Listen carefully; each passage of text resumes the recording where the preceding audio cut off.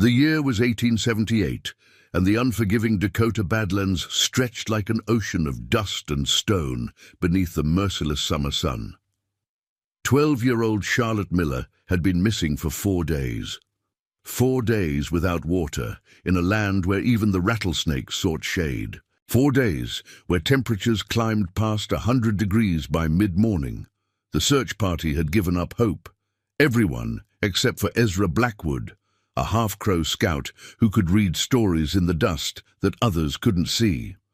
Before we jump back in, tell us where you're tuning in from.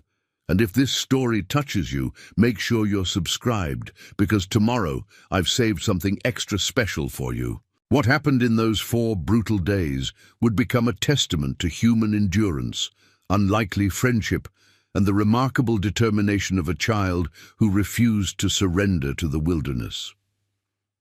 The Miller family's wagon creaked under the weight of their possessions as it rolled across the rugged trail toward the newly established settlement of Copper Creek. They had left behind everything familiar in Missouri to chase whispers of fertile land and opportunity in the Dakota Territory. Thomas Miller, a weathered carpenter with hands like tanned leather, led the 2-horse team with quiet confidence. His wife, Eleanor, kept a vigilant eye on their 3 children from her perch beside him. Their oldest, 16-year-old William, rode alongside on horseback, frequently scouting ahead and returning with reports of the path forward. Behind them, in the wagon, sat 14-year-old Margaret, nose buried in one of the few books they'd brought along, and Charlotte, the spirited youngest, at 12. Charlotte had sandy blonde hair that refused to stay braided and eyes the color of summer sage. Unlike her bookish sister, she thrived on adventure and exploration.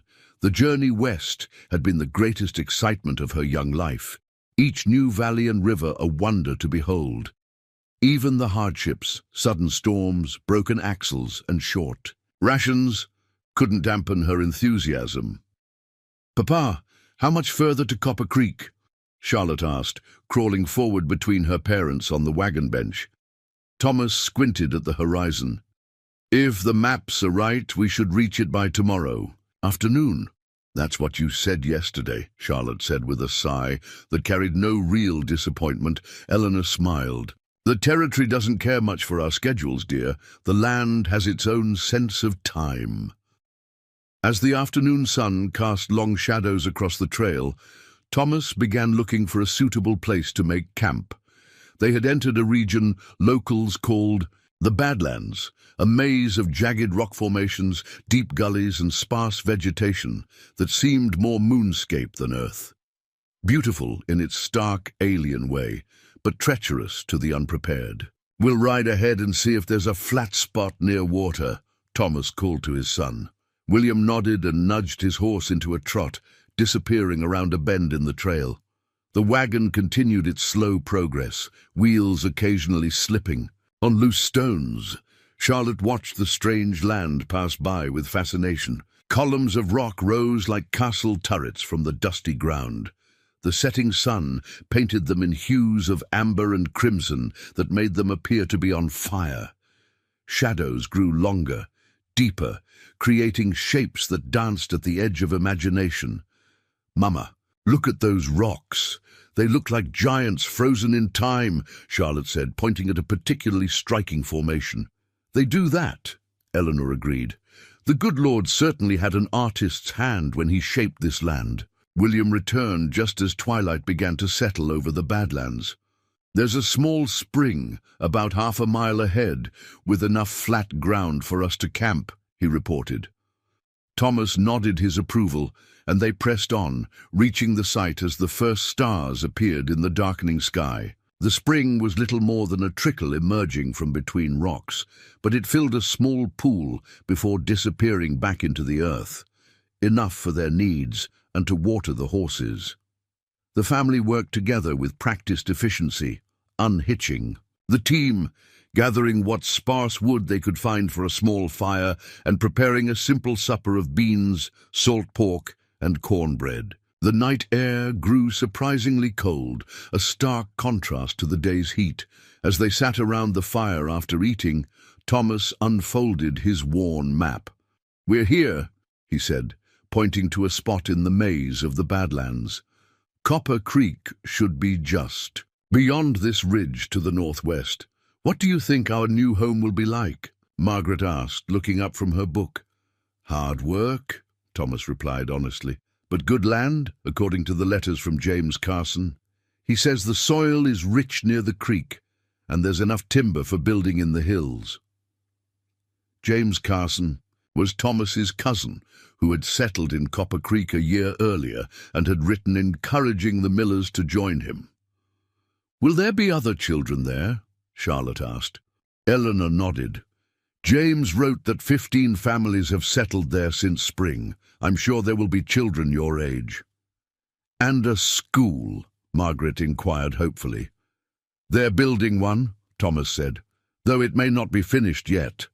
As the fire burned down to embers, the family retired to their bedrolls beneath the wagon and the vast canopy of stars. Charlotte found sleep elusive despite the day's long journey. The strange sounds of the Badlands, the whisper of wind through the rock formations, the distant cry of a coyote kept her mind active and wondering. She must have eventually drifted off, because the next thing she knew, dawn was breaking over the eastern horizon, painting the sky in delicate shades of pink and gold. The rest of the family was still asleep, and Charlotte saw an opportunity for a small adventure. Quietly, she slipped from her bedroll and pulled on her boots.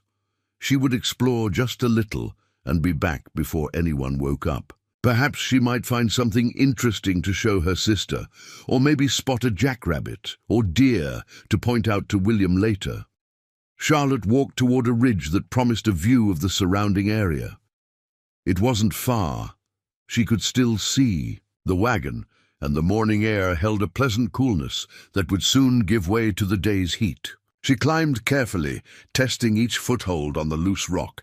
When she reached the top, the view took her breath away. The Badlands stretched before her in all directions, a labyrinth of stone and shadow. The rising sun illuminated some formations, while others remained cloaked in darkness, creating a dramatic landscape that seemed both beautiful and forbidding. Charlotte scanned the horizon, hoping to catch a glimpse of their destination. To the northwest, she thought she could make out a line of greener vegetation that might mark Copper Creek. Excited by her discovery, she decided to climb a taller pinnacle nearby for an even better view. This formation was more challenging, with steep sides and crumbling handholds.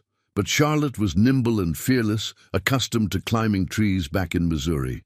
She made steady progress, focused on the task at hand rather than the increasing distance between herself and the ground. Near the top, disaster struck. A rock that seemed solid beneath her hand suddenly gave way, sending Charlotte scrambling to maintain her balance. For a heart-stopping moment, she teetered on the edge, arms windmilling. Then she fell, tumbling down the side of the pinnacle. The world spun around her as she bounced off the rocky slope, unable to stop her descent. A sharp pain exploded in her ankle as it twisted beneath her. Finally, she came to rest at the bottom. Dazed and hurting, Charlotte lay still for several minutes, catching her breath and assessing the damage. Her dress was torn, and scrapes covered her arms and legs, but the worst was her ankle, swollen and throbbing with pain. When she tried to stand, it wouldn't bear her weight. Fear began to creep in as she realized her predicament. She was injured, alone, and had wandered farther than she'd intended. The wagon was no longer visible from her position in a shallow ravine. "I need to get back," she whispered to herself, fighting against panic. Charlotte looked around for something to use as a walking stick and spotted a sturdy branch that must have washed down during some long-ago flood. Using it for support, she managed to stand and take a few painful steps. She climbed to higher ground, expecting to see the wagon and her family. Instead, she was met with an unfamiliar landscape of similar-looking rock formations stretching in all directions.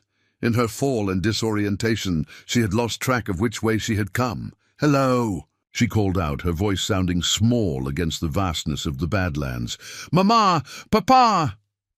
Only the echo of her own voice answered. Charlotte tried to remain calm.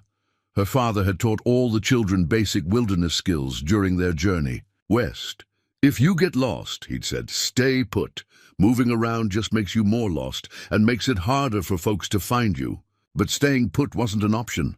Her family didn't know where she'd gone. They were still asleep when she left, and she hadn't told anyone about her morning exploration. They wouldn't know where to look. The sun was climbing higher now, beginning to bake the rocky landscape. Charlotte needed to find her way back to the camp before the full heat of the day set in. She studied the position of the sun, trying to remember its orientation when she had first set out. "We camped to the east of the ridge," she reasoned aloud.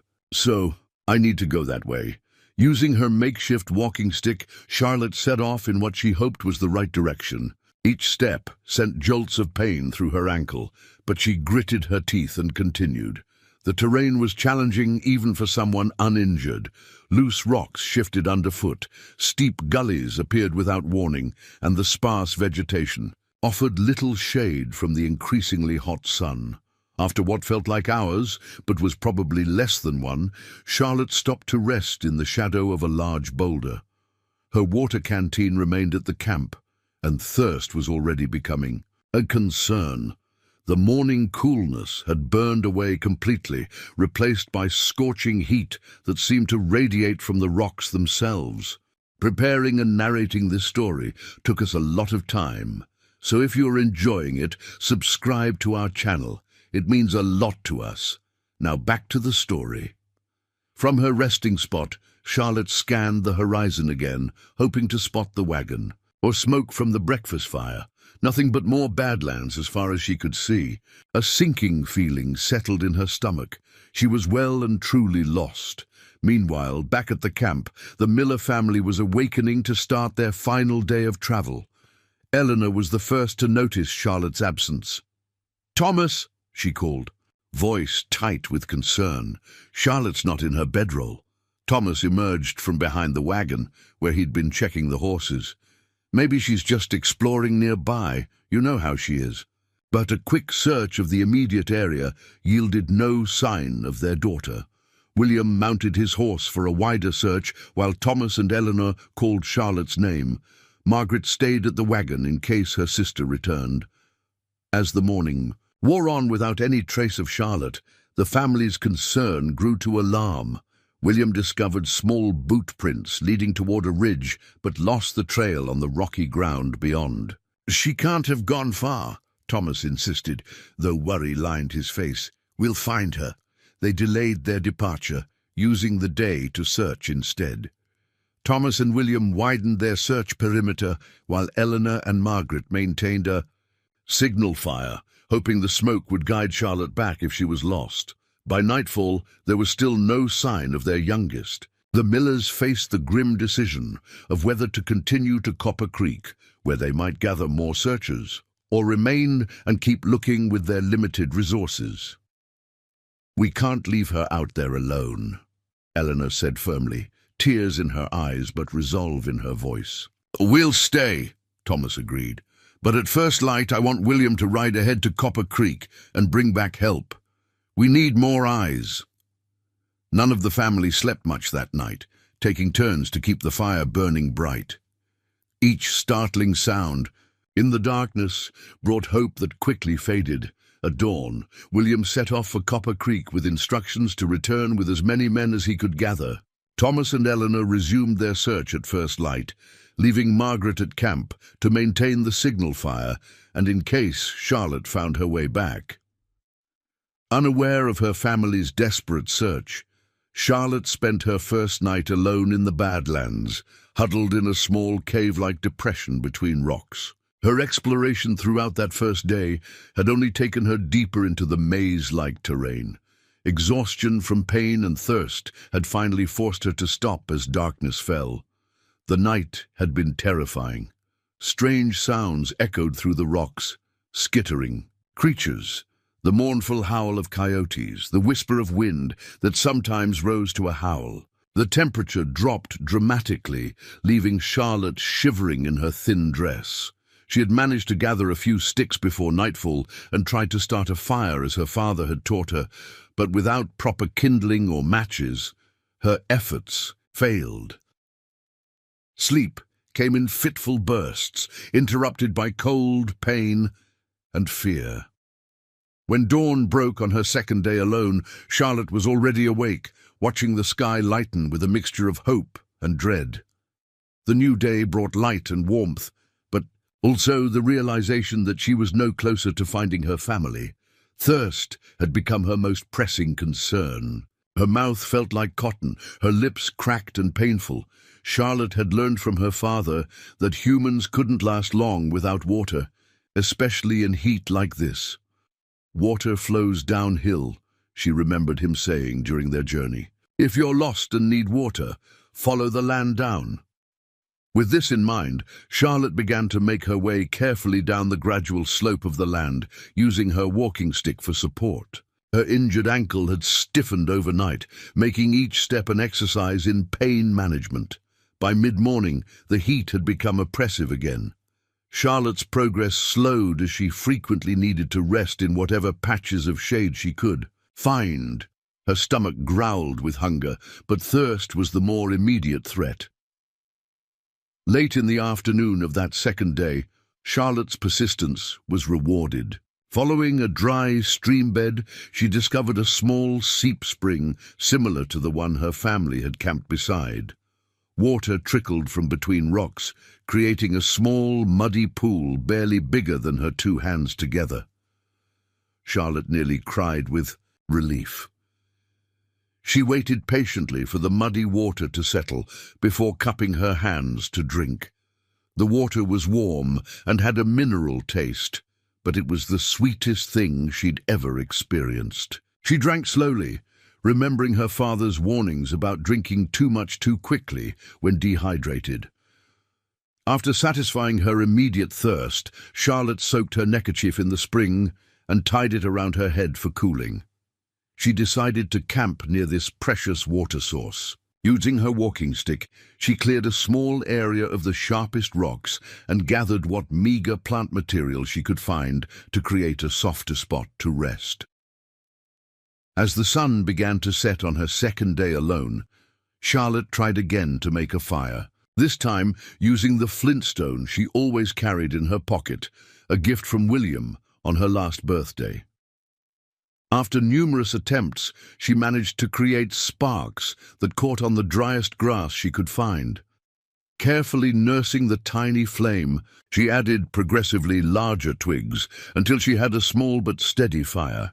The comfort it provided was as emotional as physical. The dancing flames and the small circle of light they cast made her feel less alone in the vast darkness of the Badlands night.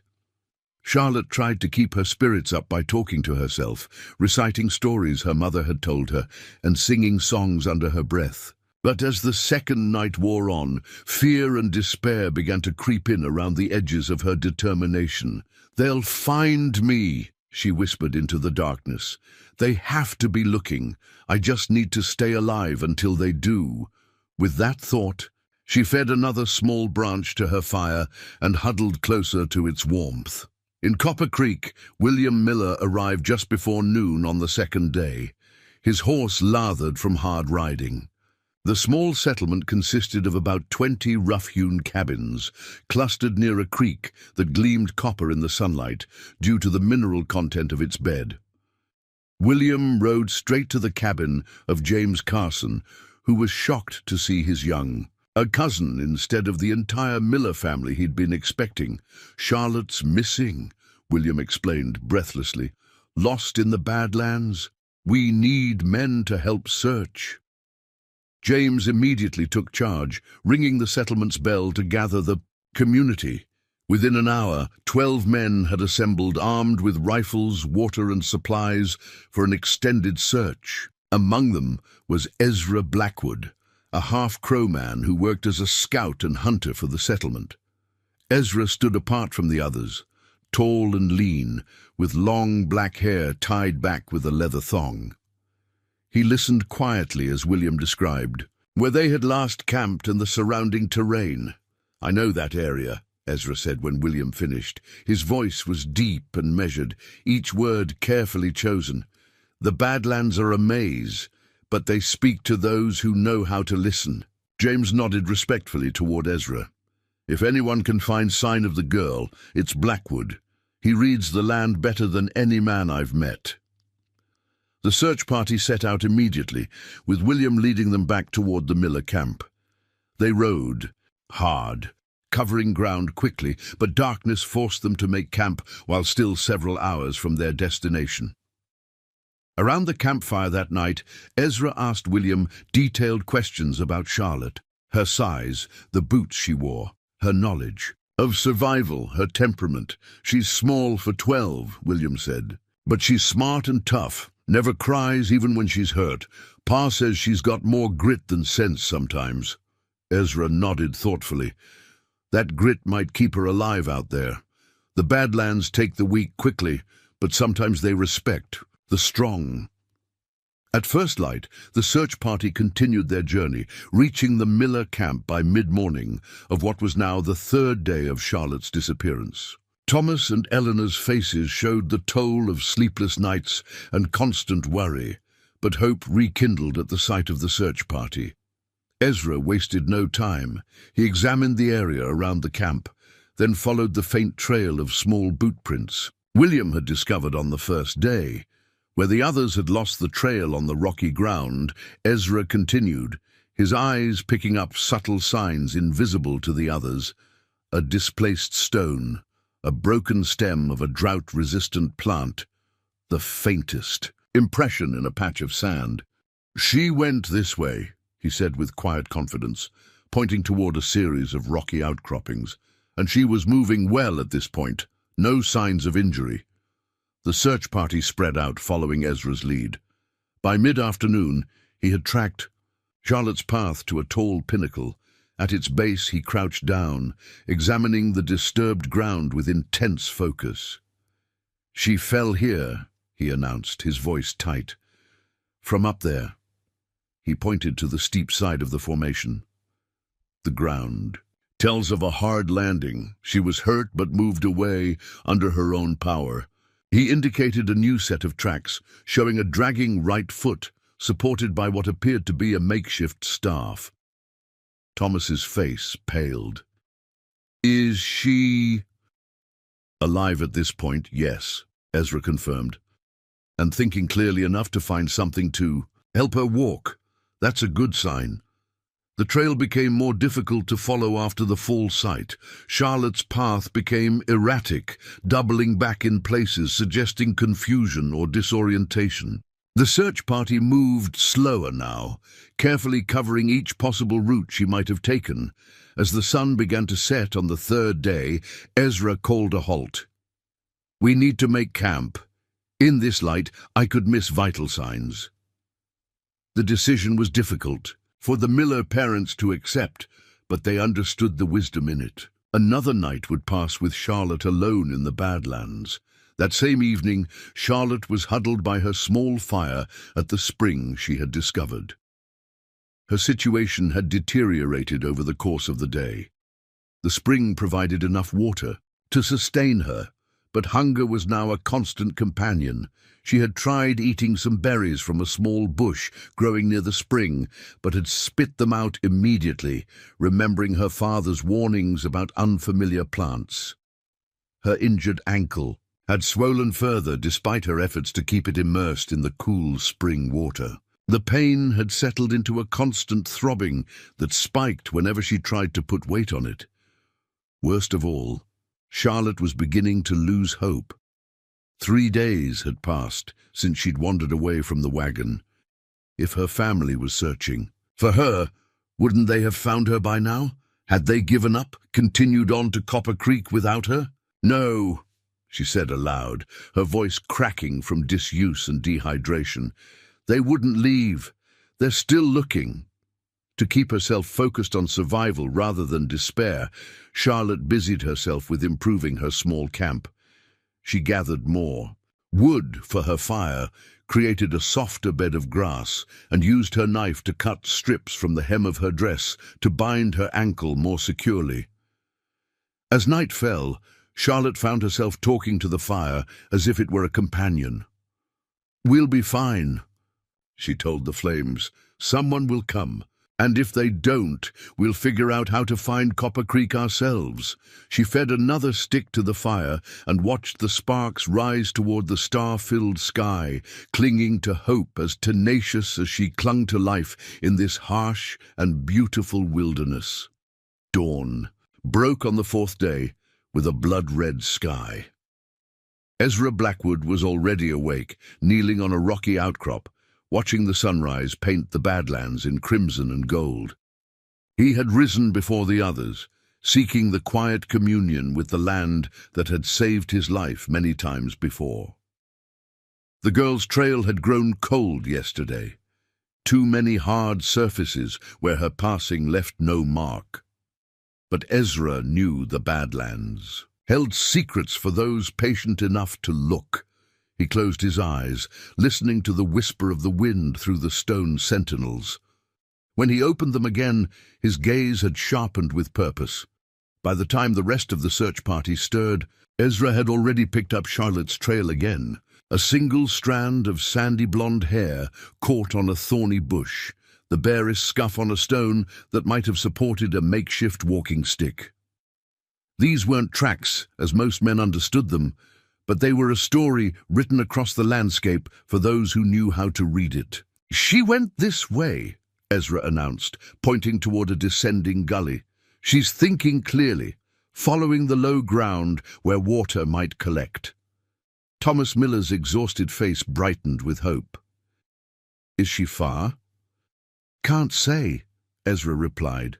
"Honestly, but she's moving with purpose. That's good." The search party followed Ezra's lead, moving carefully through the labyrinthine terrain. The Badlands seemed designed to confuse and disorient. Identical-looking formations, dead-end canyons, false horizons. But Ezra moved with quiet confidence, pausing occasionally to study the ground or a disturbed plant. "How can you possibly see anything in this rocky wasteland?" asked one of the men from Copper Creek, bewilderment clear in his voice. Ezra's expression remained impassive. "The land speaks if you learn its language. My crow mother taught me to listen before I could walk." As the morning wore on, the temperature climbed rapidly. The men rationed their water carefully, aware that finding Charlotte would mean sharing their meager supplies with her. The thought of the young girl facing this heat alone, possibly injured and without water, lent urgency to their movements. Around midday, Ezra suddenly quickened his pace. "There's a spring ahead," he said, "and signs of recent disturbance." The search party hurried forward, hope surging through their tired bodies. They descended into a small depression between towering rock formations, where a trickle of water emerged from between stones. Around it was clear evidence of human presence, a small circle of stones containing the ashes of a fire, flattened grass where someone had slept, and several strips of fabric that matched the description of Charlotte's. "A dress!"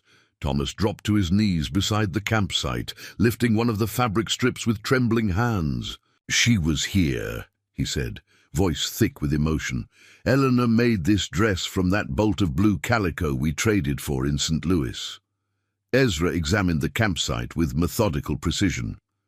"She was injured," he confirmed, pointing to an impression in the grass. "Rested her right leg here, elevated. Smart girl." He moved to the fire ring. "Ashes are cold. She left early this morning before dawn." "But where did she go?" William asked, scanning the surrounding terrain anxiously. Ezra stood completely still, his eyes sweeping the landscape. Then he knelt and picked up something from beside the spring, a small, crudely carved wooden figure. "She left this," he said, handing it to Thomas. "What is it?" Thomas turned the rough carving over in his palm. It's supposed to be a horse, I think. Charlotte's always whittling little things. Says it helps her think." Ezra nodded. She's thinking then, not panicking. He studied the ground around the campsite. She went that way, he said, pointing northwest. And she's moving differently now, more sure, like she has a destination in mind. Copper Creek lies northwest, James Carson pointed out. Could she be trying to make her way there? Maybe she saw something from a high point, William suggested. The creek does catch the sunlight in a way that makes it look copper from a distance. Ezra considered this. Possible. But following her exact path would take time we may not have. If she's heading to Copper Creek, we might intercept her by taking a more direct route. The decision was quickly made. James, along with half the search party, would ride directly to Copper Creek on the chance that Charlotte was headed there. Thomas, William, Ezra, and 3 others would continue following her trail. If either group found the girl, they would fire 3 shots in rapid succession as a signal. As the group separated, Ezra led his party up a steep ridge, following signs that were invisible to the others. The sun beat down mercilessly and the men moved in grim silence, each lost in his own thoughts about the girl's chances after 4 days alone in this unforgiving wilderness. Meanwhile, Charlotte had indeed set out before dawn, driven by a new determination. Her 3rd night alone had brought an unusual clarity. As she watched the stars wheel overhead, she remembered her father teaching her to navigate by the North Star. If her family had been heading northwest to Copper Creek, then that's where she needed to go. With first light, she had gathered her. All few possessions, her small knife, the flint stone, and her walking stick. Her ankle still throbbed with pain, but the binding she'd created from strips of her dress had stabilized it somewhat. Before leaving, she had carved a small horse from a piece of driftwood found near the spring, a habit that had always calmed her mind, and left it behind as a kind of offering or perhaps a marker that she had been there. Northwest, she reminded herself aloud as she began her painful journey. Follow the morning sun on your right shoulder. The going was slow.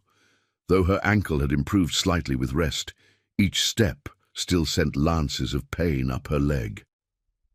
Hunger had become a constant companion, a hollow ache in her belly that sometimes twisted into sharp cramps. She had managed to find a few prickly pear fruits, carefully avoiding their spines, but the meager nourishment they provided was quickly consumed by her exertions. By midday, the heat had become nearly unbearable. Charlotte's water had run out hours ago, and her mouth felt like it was stuffed with cotton. The rocky terrain shimmered in the heat haze, creating mirages that seemed to beckon and taunt her. Just keep moving, she whispered to herself. One more step, one more ridge. She paused in the shadow of a large boulder, trying to gather her strength. The Badlands stretched endlessly before her, a sea of stone and dust. For a moment, despair threatened to overwhelm her. Would she ever find her way out of this maze? Would anyone find her? Then she noticed something strange about the boulder that provided her shade. Unlike the surrounding rock formations, this one bore marks that couldn't have been made by nature. Shallow grooves arranged in a pattern. Charlotte ran her fingers over them, feeling their deliberate placement. A memory stirred from their long journey west. Her father had pointed out similar markings on trees and rocks, explaining that they were trail signs left by explorers, trappers, or native tribes. People have been finding their way across this continent for thousands of years, he had told her. They leave signs for those who follow, if you know how to see them. Charlotte studied the markings more closely. They seemed to indicate a direction, northwest, the very way she had been heading. Perhaps this was confirmation she was on the right path, or perhaps it was mere coincidence. Either way, it gave her renewed hope. She pushed on, keeping the sun's position in mind as she navigated the broken landscape. Twice more that afternoon, she found similar markings on strategically placed stones, each time leading her forward. As the sun began its descent, Charlotte crested a ridge and stopped, her heart pounding with a mixture of hope and disbelief. In the distance, where the harsh Badlands began to give way to gentler terrain, she could make out what appeared to be a thin line of greener vegetation snaking across the landscape. A creek, possibly Copper Creek itself. The sight gave her a second wind. If she could reach the creek by nightfall, she would have water and might even find the settlement or her family. She quickened her pace despite her pain, driven by the promise of salvation ahead. But the Badlands had one more challenge in store for her. As Charlotte descended from the ridge, focused on her distant goal, she failed to notice the narrow crevice, hidden by shadow. Her injured ankle twisted again as she fell, sending her tumbling into the gap between two massive rock formations. She landed hard at the bottom, the impact driving the breath from her lungs. For several terrifying moments, she lay stunned, unable to move or call out. When awareness returned, it brought with it a new, sharper pain in her side, where she had struck a jutting stone. "No," she gasped. "Not now, not when I'm so close." Charlotte tried to stand, but found herself trapped in a narrow fissure, barely wider than her shoulders. Above her, a strip of sky was visible, already darkening with the approach of evening. The walls of her prison were too steep and smooth to climb, especially in her injured state. Panic threatened to overwhelm her. After everything she had endured, was this to be her fate, trapped in a stone coffin with salvation visible but unreachable? She closed her eyes and took several deep breaths, forcing the fear down. "Think," she told herself firmly. "There's always a way." Charlotte examined her surroundings more carefully. The crevice extended like a narrow canyon in both directions. One end appeared to dead-end against a sheer wall, but the other seemed to continue around a bend. With no other options, she began to drag herself along the sandy bottom of the fissure, using her arms to pull her forward when standing proved impossible in the confined space. The going was painfully slow. Twice the passage narrowed to the point where Charlotte feared she might become stuck, forcing her to turn sideways and inch through. The light was fading rapidly now, and with it her strength. Just as despair began to creep back in, the passage widened abruptly. Charlotte found herself in a small, circular chamber with walls that soared upward to an opening about 15 feet. Above, the last rays of the setting sun slanted through this natural skylight, illuminating the space with golden light. To her astonishment, Charlotte was not alone in this hidden place. The chamber walls were covered with faded paintings, handprints in red ochre, stylized animals, and geometric patterns. The floor held the remains of ancient fires, and in one corner sat a stack of oddly regular stones that could only have been deliberately placed. "People were here," Charlotte whispered, her voice echoing slightly in the enclosed space. "Long ago." The realization brought both comfort and melancholy. Others had found this hidden place and left their mark, perhaps hundreds of years ago. Would anyone find her? With night approaching and no way to climb out, Charlotte resigned herself to spending her fourth night alone in the Badlands in this strange sanctuary.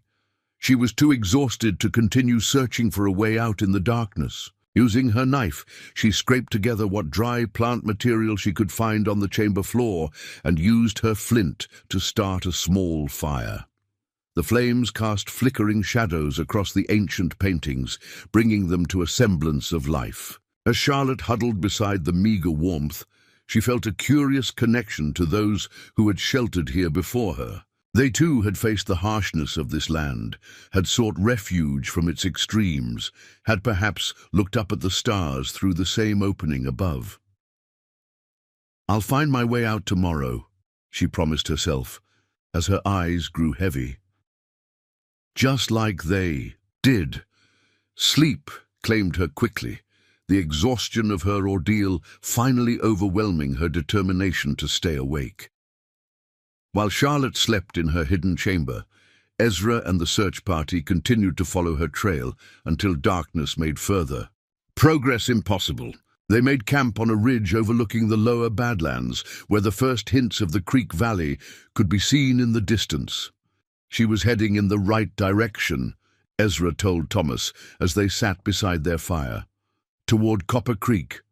Thomas stared into the flames, his face haggard with worry. But will she make it? 4 days alone out here. It's a miracle she survived this long. Ezra was silent for a long moment. There is strength in your daughter that many grown men lack. He finally said, she thinks, she adapts, she keeps moving forward. These are the qualities that mean survival in the Badlands. You sound like you admire her, William remarked from across the fire. A ghost of a smile touched Ezra's normally impassive face. I have tracked many people across many terrains for many reasons. Few have shown such persistence. Is that enough? Thomas asked quietly. Ezra met his gaze steadily. Sometimes it is everything. The night passed slowly for the searchers, each man lost in his own thoughts. Thomas dozed fitfully, starting awake at every sound from the surrounding darkness. William kept the fire fed, his young face set in lines of determination. Ezra sat slightly apart, watching the stars and listening to the night sounds of the Badlands with the practiced attention of a lifetime spent in wild places. Dawn found the search party already moving, following Ezra as he picked up Charlotte's trail once more. The signs were becoming harder to find. The girl was moving more efficiently now, disturbing less of her surroundings, perhaps conserving her strength. She passed here not long ago, Ezra said, as they descended into a broad, shallow valley. The disturbed sand is still sharp-edged, not yet softened by wind. Hope surged through the group. They quickened their pace, scanning the horizon for any sign of movement. The terrain was beginning to change, the stark rock formations giving way to more open ground scattered with stunted junipers and sage. There, William suddenly called out, pointing to a ridge about a half-mile ahead. I saw something move. Ezra shaded his eyes, studying the distant ridge. Not the girl, he said after a moment. Too large, probably a deer or antelope.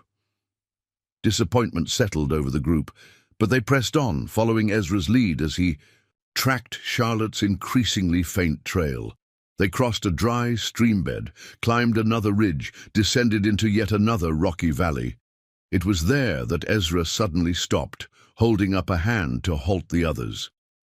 He crouched down, examining something on the ground with intense focus. What is it? Thomas asked, kneeling beside him.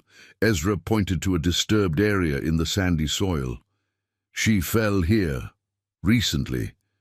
His fingers traced the edge of what appeared to be a narrow crevice partially hidden by overhanging rock. Down there. Thomas's face was drained of color. Is she... But Ezra was already moving, circling the area, studying the ground. She wasn't alone when she fell, he said, his voice taut with sudden urgency. Others were here, men, heavy boots, at least 3. Copper Creek men, William suggested. Part of James's group? Ezra shook his head, his expression grim. No, these are not settlement boots. These are... He hesitated, then finished simply, others. Thomas and William exchanged alarmed glances. The Dakota Territory was largely peaceful now, but there were still renegade bands, outlaws and displaced people who lived on the fringes of settled lands. Bandits, one of the other searchers suggested. Or worse, another muttered. Ezra silenced them with a sharp gesture. No time for speculation. The girl is in danger. He pointed to tracks leading away from the crevice. They took her that way. East, away from Copper Creek, Thomas said, his voice hollow with dread. Why? William demanded. Why would anyone take a half-starved, injured girl? Ransom, perhaps, one of the Copper Creek men suggested. If they know who her family is. Or they might just be helping her, another offered, though his tone suggested he didn't believe it himself. Ezra's face was unreadable as he studied the tracks more carefully. They're moving fast, but not running. The girl is being carried, not dragged. He stood, his decision made. We follow. Now. The search party moved with renewed urgency, all fatigue forgotten in the face of this new development. Ezra led them, at a pace that had the others struggling to keep up, his normally deliberate tracking now charged with barely contained energy. They traveled east for nearly 2 hours, the terrain gradually changing as they moved away from the heart of the Badlands, toward the prairie beyond. The tracks they followed made no attempt at concealment, 3 men moving with purpose, one carrying a burden. As they crested a rise, Ezra suddenly dropped into a crouch, signaling the others to do the same. In the shallow valley below, about a half-mile distant, 3 figures could be seen moving on foot. One appeared to be carrying something in his arms. Thomas's hand went to his rifle, but Ezra stopped him with a touch. "Wait," he said softly. "Something isn't right." He studied the distant figures through narrowed eyes, then suddenly relaxed, a look of understanding crossing his face. "What is it?" Thomas demanded. "Who are they?" Ezra turned to him with the first full smile any of them had seen from him. "They are my people," he said simply. "Crow hunters from the Northern Agency, and yes, they have your daughter." Relief and confusion warred on Thomas's face. "Are you certain? How do you know they mean no harm?" "Because they are carrying her toward us, not away," Ezra explained. "They found her in that crevice, injured, and are bringing her back toward the settlement lands." He stood, no longer concerned with concealment. "They are helping, not harming." Thomas and William rose beside him, straining to see the distant figures more clearly. "But how can you be sure they're Crow?" William asked. "By their movement, by their dress, by the way they carry themselves," Ezra replied, "and because I know White Buffalo and his sons. They hunt these lands each summer." He raised his arms overhead and gave a piercing whistle that echoed across the valley. The distant figures stopped immediately. Then one separated from the group, climbing to higher ground to get a better view. Ezra whistled again, a different pattern this time, and raised one arm in greeting. After a moment's hesitation, the distant figure returned the gesture. "They see us," Ezra said. "They will wait." The search party hurried forward, closing the distance to the waiting crow hunters. As they drew nearer, Thomas could finally make out who one of them carried. A small figure in a tattered blue dress, sandy blonde hair tangled around. A pale face. "Charlotte!" he cried, breaking into a run despite his exhaustion. The crow hunter gently set the girl on her feet, supporting her as she stood swaying on her good leg. When she saw her father approaching, Charlotte's face transformed. With joy and relief, "Papa!" she called, her voice cracked and weak but unmistakably alive. Thomas reached her in moments, gathering her into his arms, with a sob that contained all the fear and hope of the past 4 days. William was only steps behind, his own eyes wet with tears as he joined the embrace. Ezra approached more slowly, speaking in rapid Crow to the 3 hunters. The eldest, a dignified man with grey-streaked hair and a weathered face, responded at length, occasionally gesturing toward Charlotte. When their conversation concluded, Ezra turned to Thomas, who still held his daughter tightly. "White Buffalo says they found her at dawn, trapped in what our people called the Spirit Cave," Ezra translated. "She had made a fire and was sleeping. When they helped her out, she told them with signs that she was lost and trying to reach Copper Creek. They were bringing her there when we found them." Thomas looked up at the crow hunter, his eyes brimming with gratitude. "Thank him," he said hoarsely. "Tell him I can never repay what he's done."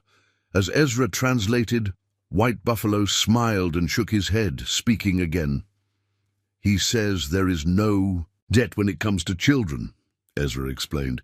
"All children are everyone's responsibility. He says your daughter has the heart of a crow woman, brave and resourceful. She survived what would have killed many warriors." Charlotte, still held in her father's embrace, looked up at the crow hunter with solemn eyes. "Thank you," she said. Clearly, then added something in halting broken crow that made White Buffalo's eyes widen in surprise. Ezra looked at her with new respect. "Where did you learn those words?" he asked. Charlotte managed a weak smile. "From the paintings in the cave. They were the same marks as on the stones that guided me. I remembered what Pa said about signs left by those who came before." Ezra translated. This to White Buffalo, whose lined face split in a wide grin. He said something that made the other crow hunters laugh. "He says the ancestors themselves must have adopted you," Ezra translated, a hint of amusement in his normally solemn voice. "It is rare for them to speak to outsiders." The reunion was interrupted by 3 sharp rifle reports echoing across the valley, the agreed-upon signal. The other search party must have reached Copper Creek and was firing to let them know. "We should answer," William said, raising his rifle. Ezra nodded. "And then we get Charlotte home. She has wandered the Badlands long enough." As William fired the answering signal, Thomas lifted Charlotte into his arms. She was lighter than he remembered. Her face sunburned and gaunt after her ordeal, but her eyes were bright and alert, the eyes of a survivor. "I knew you'd find me," she told him. Resting her head against his shoulder, Thomas held her closer, unable to speak past the lump in his throat. It was Ezra who answered, walking beside them as they began the journey back. "You found your own way," he said quietly. "We just met you on the path." The journey back to Copper Creek was slower than the frantic search had been. Charlotte, though awake and alert, was severely weakened by her ordeal. Her ankle required proper binding, and the new injury to her side, where she had struck the rock in her fall, made each movement painful. White Buffalo and his sons accompanied the search party, their knowledge of the terrain proving invaluable. As they navigated a gentler path than the one they had taken while tracking Charlotte, the 3 crow hunters moved with the quiet efficiency of men completely at home in the wilderness, finding water where others saw only dust, identifying the easiest passages through the rocky landscape. Charlotte rode cradled in her father's, arms on his horse, drifting in and out of sleep. When awake, her eyes followed Ezra and the crow hunters with fascination as they communicated in a mixture of their native language, sign language, and broken English. "They're reading the land," she whispered to her father during one such moment of wakefulness, "just like you taught us. But more." Thomas smiled down at her, still hardly able to believe she was alive and back in his arms.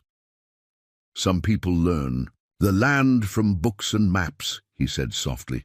"Others are born knowing it in their bones." Charlotte nodded, her eyes still on Ezra as he conferred with White Buffalo about the path ahead. "Which am I, Papa?" Thomas considered this. "I think you might be both, Charlotte Miller. You've got your mother's head for learning and your old pa's instincts."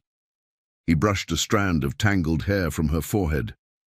"And a fair bit of grit that's all your own."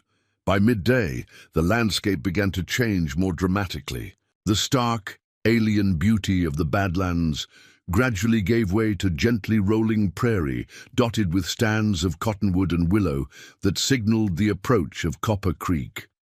When they crested a final ridge, the small settlement came into view. In the valley below, a cluster of cabins and a few larger structures nestled along the gleaming curve of the creek. Even from a distance, they could see unusual activity in the settlement. People moved about with purpose, and several riders appeared to be preparing to depart, likely additional searchers readying to join the hunt for Charlotte. William rode ahead, waving his hat and calling out. The reaction was immediate. A cheer went up from the settlement, and riders raced up the slope to meet them. Among them was James Carson, his face transformed with relief when he spotted Charlotte. "You found her!" he called as he reached them. "Thank God!" His eyes took in the crow hunters with surprise, then understanding, as Ezra quickly explained their role in Charlotte's rescue. The procession into Copper Creek became something of an impromptu celebration. The entire settlement, all 15 families, turned out to welcome them, Eleanor and Margaret rushed to meet them at the edge of town, tears streaming down Eleanor's face as she reached for her daughter. "My baby," she sobbed as Thomas carefully transferred Charlotte into her arms. "My brave, foolish, wonderful girl." Margaret hovered at her mother's shoulder, for once at a loss for words, her fingers gently touching her sister's arm as if to confirm she was real. The Millers were escorted to James Carson's cabin, where the settlement's unofficial healer, a stern-faced woman named Martha Jenkins, was waiting to tend to Charlotte. The Crow hunters declined the invitation to enter the settlement, preferring to make their camp on the outskirts, as was their custom when near white settlements. Only Ezra seemed able to move comfortably between the two worlds, translating James Carson's formal thanks and gifts to White Buffalo and his sons, then returning to check on Charlotte's condition. The girl had formed an unlikely bond with the taciturn scout, and her eyes lit up each time he appeared in the doorway of the cabin. Martha Jenkins confirmed what they had already suspected.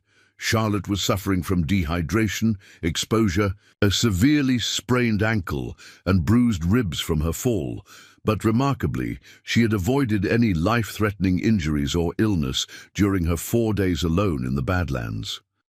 "She's young and strong," Martha pronounced after her examination, "and luckier than anyone has a right to be. With proper rest and care, she'll heal completely." That evening, as Charlotte rested comfortably in a real bed for the first time in nearly a week, the adults gathered around James Carson's table. Eleanor had reluctantly left her daughter's side only after she had fallen into a deep healing sleep, with Margaret keeping watch beside her. "I still can't believe she survived out there alone," James said, shaking his head in wonder. "The Badlands have claimed the lives of grown men with far more experience." "She's a remarkable child," Thomas agreed, his voice rough with emotion. "Always has been. But even so—" He looked to Ezra, who sat quietly at the end of the table. "If not for you and White Buffalo's people, we would never have found her in time." Ezra acknowledged this with a slight nod. "The land gives up its secrets to those who know how to ask," he said simply. Their conversation was interrupted by a soft knock at the door. James opened it to find White Buffalo standing on the porch, his dignified bearing unchanged by his plain deerskin clothing. He spoke briefly to Ezra in the Crow language. "He wishes to speak with the girl's father," Ezra translated, looking at Thomas. Thomas rose immediately. "Of course." Outside, the night was clear and cool, the stars brilliant above the small settlement. White Buffalo led Thomas a short distance from the cabin, then spoke at length while Ezra translated, "The spirit cave where your daughter was found is sacred to my people," Ezra relayed. "Few outsiders have ever seen it, and none have understood its meaning as your daughter did. The ancestors speak through the paintings on its walls, but only to those worthy of hearing." Thomas listened intently, understanding that he was being told something of great significance. "White Buffalo says that when they found her, she was sleeping peacefully beside a small fire, unafraid, as if the spirits of the cave had welcomed her," Ezra continued. "This is unusual. The spirits of such places are often distrustful of outsiders." White Buffalo spoke again, this time producing something wrapped in a small piece of soft-tanned hide from a pouch at his waist. "He has brought a gift for Charlotte," Ezra translated as White Buffalo unwrapped the object, "a token of her connection to the Spirit Cave and its guardians." In the moonlight, Thomas could see it was a small pendant carved from a pale stone. The design was abstract but somehow familiar, similar to the markings Charlotte had described seeing in the cave and on the stones that had guided her. "It is very old," Ezra explained, as White Buffalo placed it in Thomas's palm. "Passed down through many generations. It is said to protect those who journey between worlds." Thomas was momentarily overwhelmed by the significance of the gift. I don't know what to say. This is too valuable." White Buffalo spoke again, his expression solemn. He says it has chosen her, not the other way around. Ezra translated. Such things find their proper owners in time. He paused, then added with a hint of amusement. He also says that your daughter has a spirit too strong to remain in one place for long. The pendant may help bring her home when she wanders. Thomas nodded, closing his fingers carefully around the precious gift. Tell him I will give it to her with his words, and that the Millers will always count the crow as friends. As Ezra translated, this white buffalo smiled and clasped Thomas's forearm in a warrior's grip. No further words were needed. The next morning, Charlotte woke to find sunlight streaming through the cabin windows and her mother dozing in a chair beside her bed. For a disorienting moment, she thought she was back home in Missouri. But then, the events of the past week came rushing back. She shifted slightly, wincing at the pain in her side. The small movement was enough to wake Eleanor, who immediately leaned forward to stroke Charlotte's hair. "Good morning, my brave girl," she said softly. "How are you feeling?" "Thirsty," Charlotte replied honestly. "And I'm sore all over, but alive." Eleanor helped her drink from a cup of cool water, then rearranged her pillows so she could sit up more comfortably. "Your father and brother will be so happy to see you awake. They've hardly left your side, except to help James Carson prepare our new home." Charlotte's eyes widened. "Our home, here in Copper Creek." Eleanor nodded. "James kept the plot of land he promised us. It's just beyond the creek, with a fine view of the hills. Your father and William started work on the cabin yesterday." "Can I see it?" Charlotte asked eagerly, already trying to push herself up further. Eleanor gently but firmly held her in place. "Not until Martha Jenkins says you're ready to be up and about. You've been through an ordeal that would have killed most." "Grown men, Charlotte. Your body needs time to heal." Charlotte reluctantly settled back, knowing her mother was right, but her mind was already racing ahead, imagining their new home and all the exploring she would do once she was well again. "The crow hunters," she said suddenly. "Are they still here?" "They left at first light," Eleanor replied, "but not before leaving something for you. Your father has it." As if summoned by their conversation, Thomas appeared in the doorway, his face lighting up when he saw Charlotte awake. He crossed the room in 3 strides and bent to kiss her forehead. "There's my wanderer," he said, his voice thick with emotion. "Back in the land of the living and already asking questions, I'll wager." Charlotte smiled up at him. "Mama says we're building our home here." Thomas nodded. "We are indeed. And a fine home it will be, with proper walls to keep certain young explorers contained." His tone was teasing, but Charlotte could see the lingering fear in his eyes, fear that he had come so close to losing her.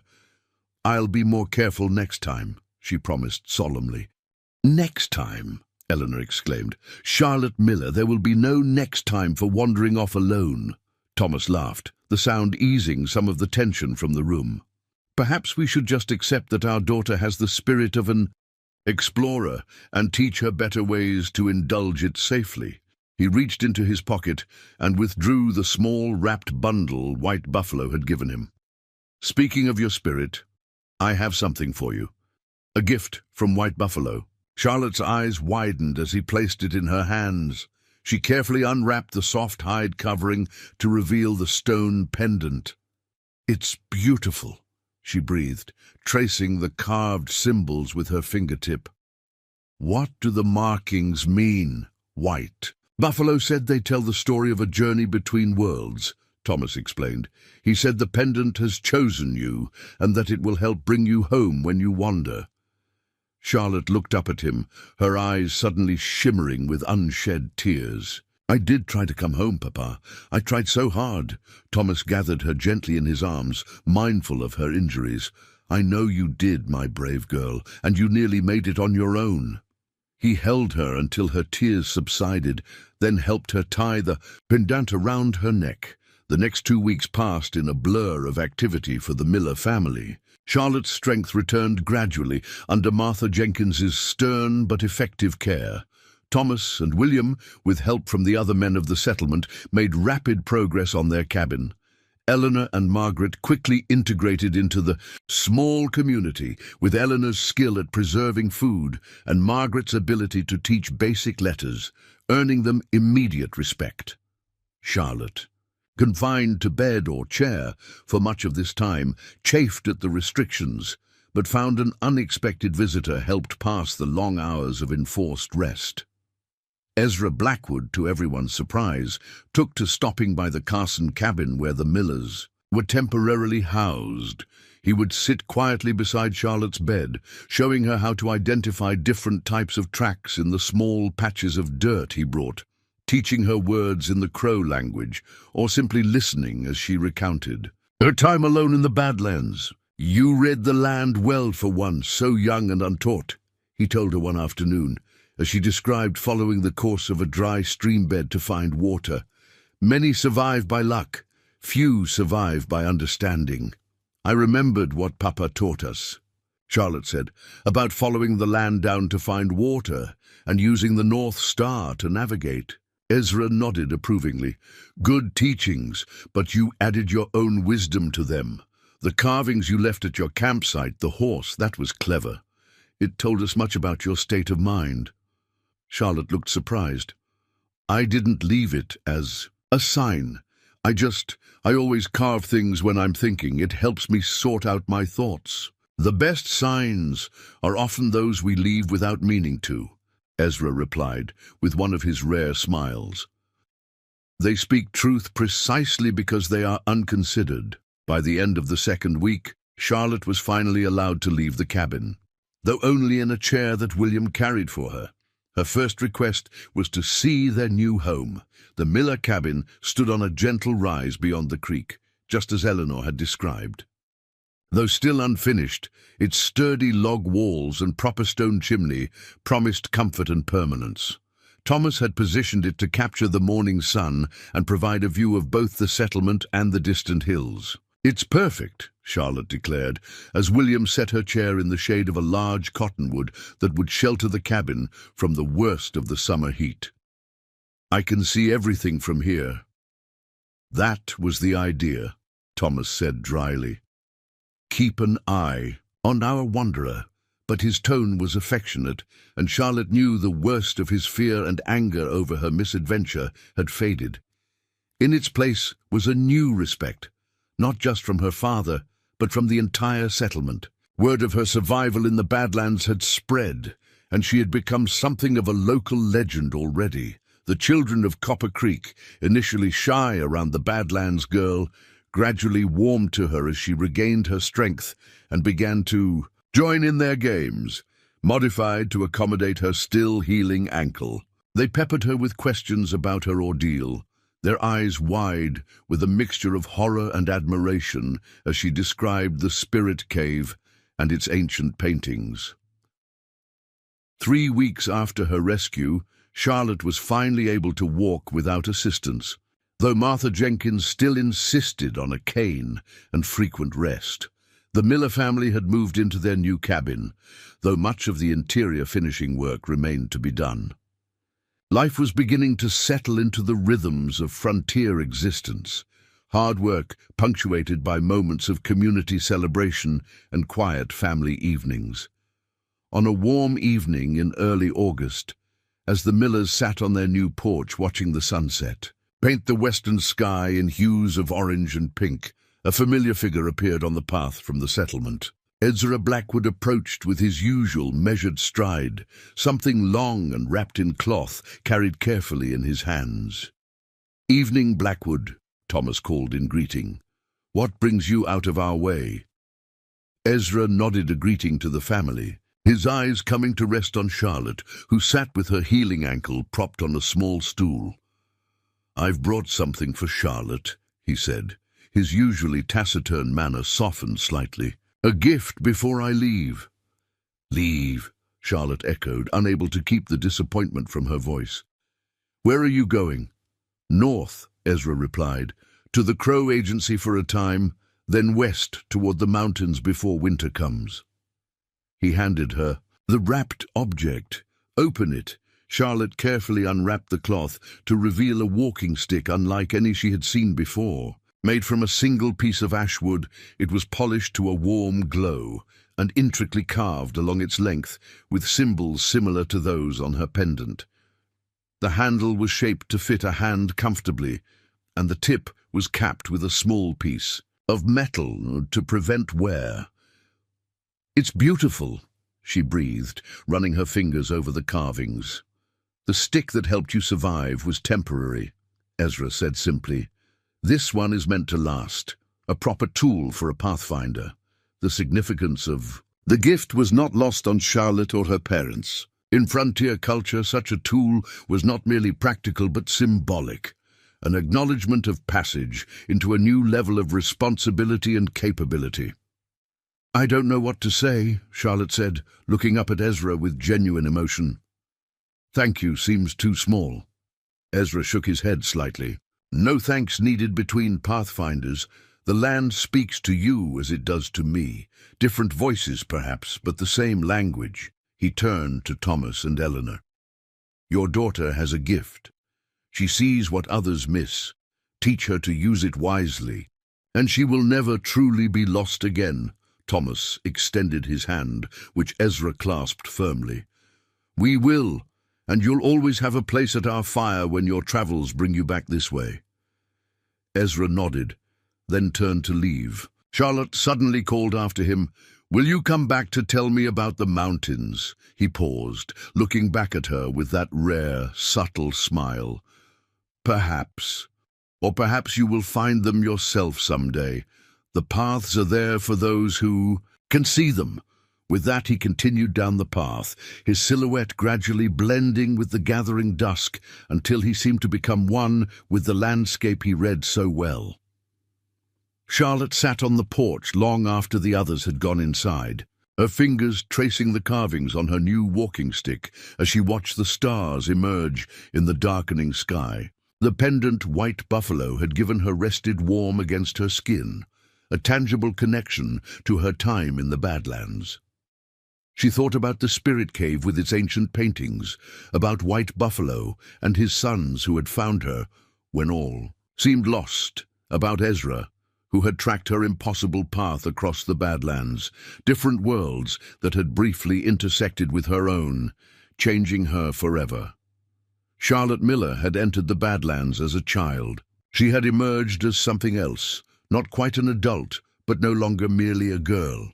She had faced the wilderness alone and survived not just by luck, but by wit and will and a connection to the land she was only beginning to understand. The frontier stretched vast and mysterious beyond the boundaries of Copper Creek.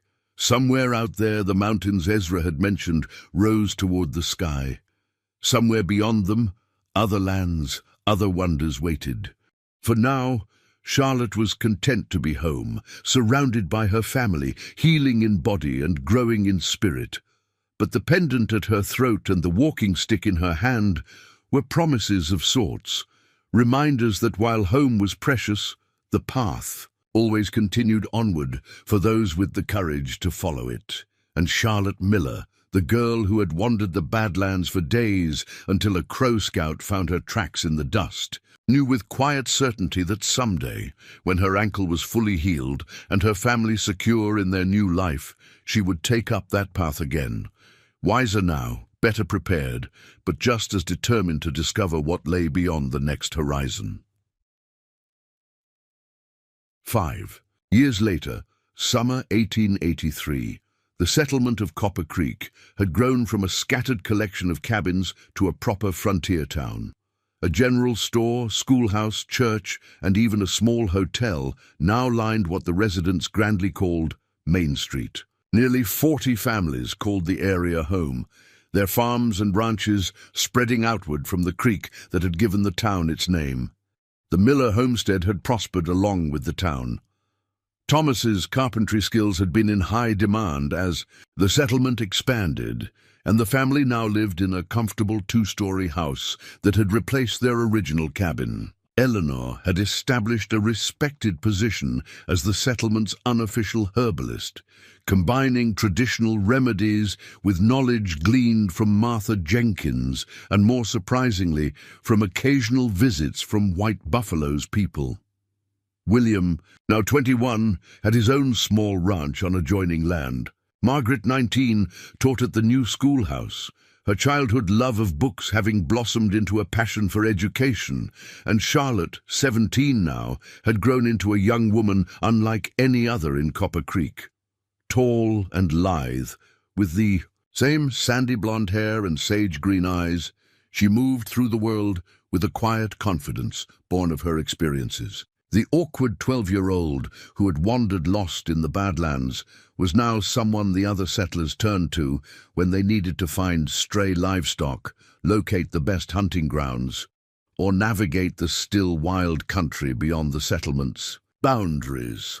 The walking stick Ezra had given her was seldom far from her side, its carvings deepened and polished by years of use. The pendant from White Buffalo hung always around her neck, a constant reminder of her days alone in the Badlands and the unlikely friendship that had formed in their aftermath. On a warm July morning, Charlotte rose before dawn, as was her habit. She dressed quickly in practical clothes that raised Eleanor's eyebrows, but which Thomas had long since accepted: sturdy trousers, a loose cotton shirt, and well-worn boots. Her hair was braided simply down her back, and her wide-brimmed hat hung ready by the door. "Going out?" Thomas asked, already at the table with his morning coffee. Unlike Charlotte, he had never been an early riser by choice, but years of frontier life had made it a necessity. "Thought I'd ride up to Eagle Bluff," Charlotte replied, pouring herself a cup from the pot. William mentioned seeing smoke signals from the north yesterday. Might be White Buffalo's band returning for their summer hunt. Thomas nodded, unsurprised. Charlotte had maintained her connection to the Crow over the years, particularly with White Buffalo's family. Twice yearly, the old hunter brought his band to the hunting grounds north of Copper Creek, and Charlotte had made it her tradition to be the first to greet them, often riding out with gifts from the settlement. "Take provisions for a day or two. Then," Thomas said, "and let your brother know where you're headed." There was no mention of being careful, no warnings about the dangers of riding alone. Those conversations had played out years ago, with Charlotte proving time and again that she was more at home in the wilderness than many lifelong frontiersmen. Her ordeal in the Badlands had not made her fearful. Quite the opposite. It had awakened in her a connection to the land that had only deepened with time. "I'll stop by Williams on my way," she promised, finishing her coffee and gathering the small pack she kept ready for such excursions. Eleanor appeared in the kitchen doorway as Charlotte was preparing to leave. Although she had eventually accepted her daughter's unconventional ways, mornings of departure were still difficult for her. 2 days, she said firmly. "Any longer, and your father will come looking." Charlotte smiled and kissed her mother's cheek. 2 days. I'll be back before you have time to worry." "I started worrying the moment you learned to walk," Eleanor replied with a wry smile. "That hasn't changed in 17 years. Charlotte's horse, a sturdy buckskin gelding named Sage, was already saddled and waiting in the yard. The horse had been a gift from James Carson on Charlotte's 15th birthday, and the two had formed a partnership as close as any in the settlement. She mounted with practiced ease, adjusted her hat against the rising sun, and set out at a comfortable trot. The morning air was cool and sweet, with the scent of prairie grass and wildflowers. To the east, the first golden rays of sunlight were just beginning to illuminate the distant edge of the Badlands, turning the rocky formations into silhouettes of gold and shadow. Charlotte rarely entered the Badlands these days, though she often rode to their edges. It wasn't fear that kept her away, but a kind of reverence. The place had marked her, claimed a piece of her spirit. She respected its power too much to enter it casually. After a brief stop at William's ranch to inform him of her plans, Charlotte turned northeast, following game trails and natural pathways that were invisible to most settlers, but clear as signposts to her practiced eye. By mid-morning, she had reached Eagle Bluff, a high promontory that offered views for miles in all. Directions. She dismounted, allowing Sage to graze on the sweet grass while she climbed to the highest point of the bluff. From there, she could see the scattered farms of Copper Creek to the southwest, the dark line of the creek itself cutting through the golden prairie, and to the northeast, the beginning of the rolling hills that led eventually to the crow hunting grounds. Charlotte sat cross-legged on a sun-warmed stone, her walking stick laid across her knees, and waited. If White Buffalo's band was nearby, they would have sentries watching the high points. Her presence on the bluff was both a greeting and a signal of her own. She didn't have long to wait. Within an hour, a mounted figure appeared on a distant ridge, clearly silhouetted against the sky. The rider raised a hand in greeting, which Charlotte returned. Message delivered and received. White Buffalo's people were indeed returning, and they had seen her. Charlotte remounted Sage and began the journey north, following the ridgelines where the going was easiest for horse and rider. By late afternoon, she had covered considerable distance, entering the more rugged hill country that separated the prairie from the higher mountains beyond.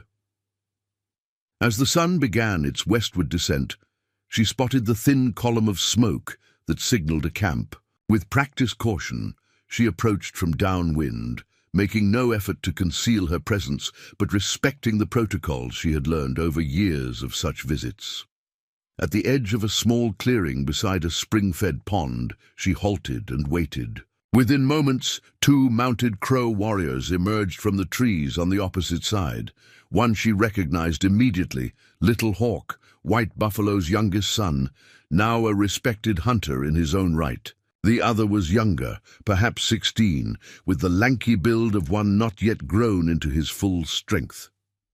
Charlotte, who finds her way, Little Hawk called in English, using the name the crow had given her years ago. You have sharp eyes to spot, or smoke so quickly, and you have sharp ears to hear of my approach before I arrived, Charlotte replied with a smile, dismounting as Little Hawk and his companion drew near. Is your father well? Little Hawk nodded, sliding from his horse. With fluid grace. He grows older but not weaker. His eyes are still keen, his mind still sharp. He gestured to his young companion. This is Swift Fox, my sister's son, his first summer hunt.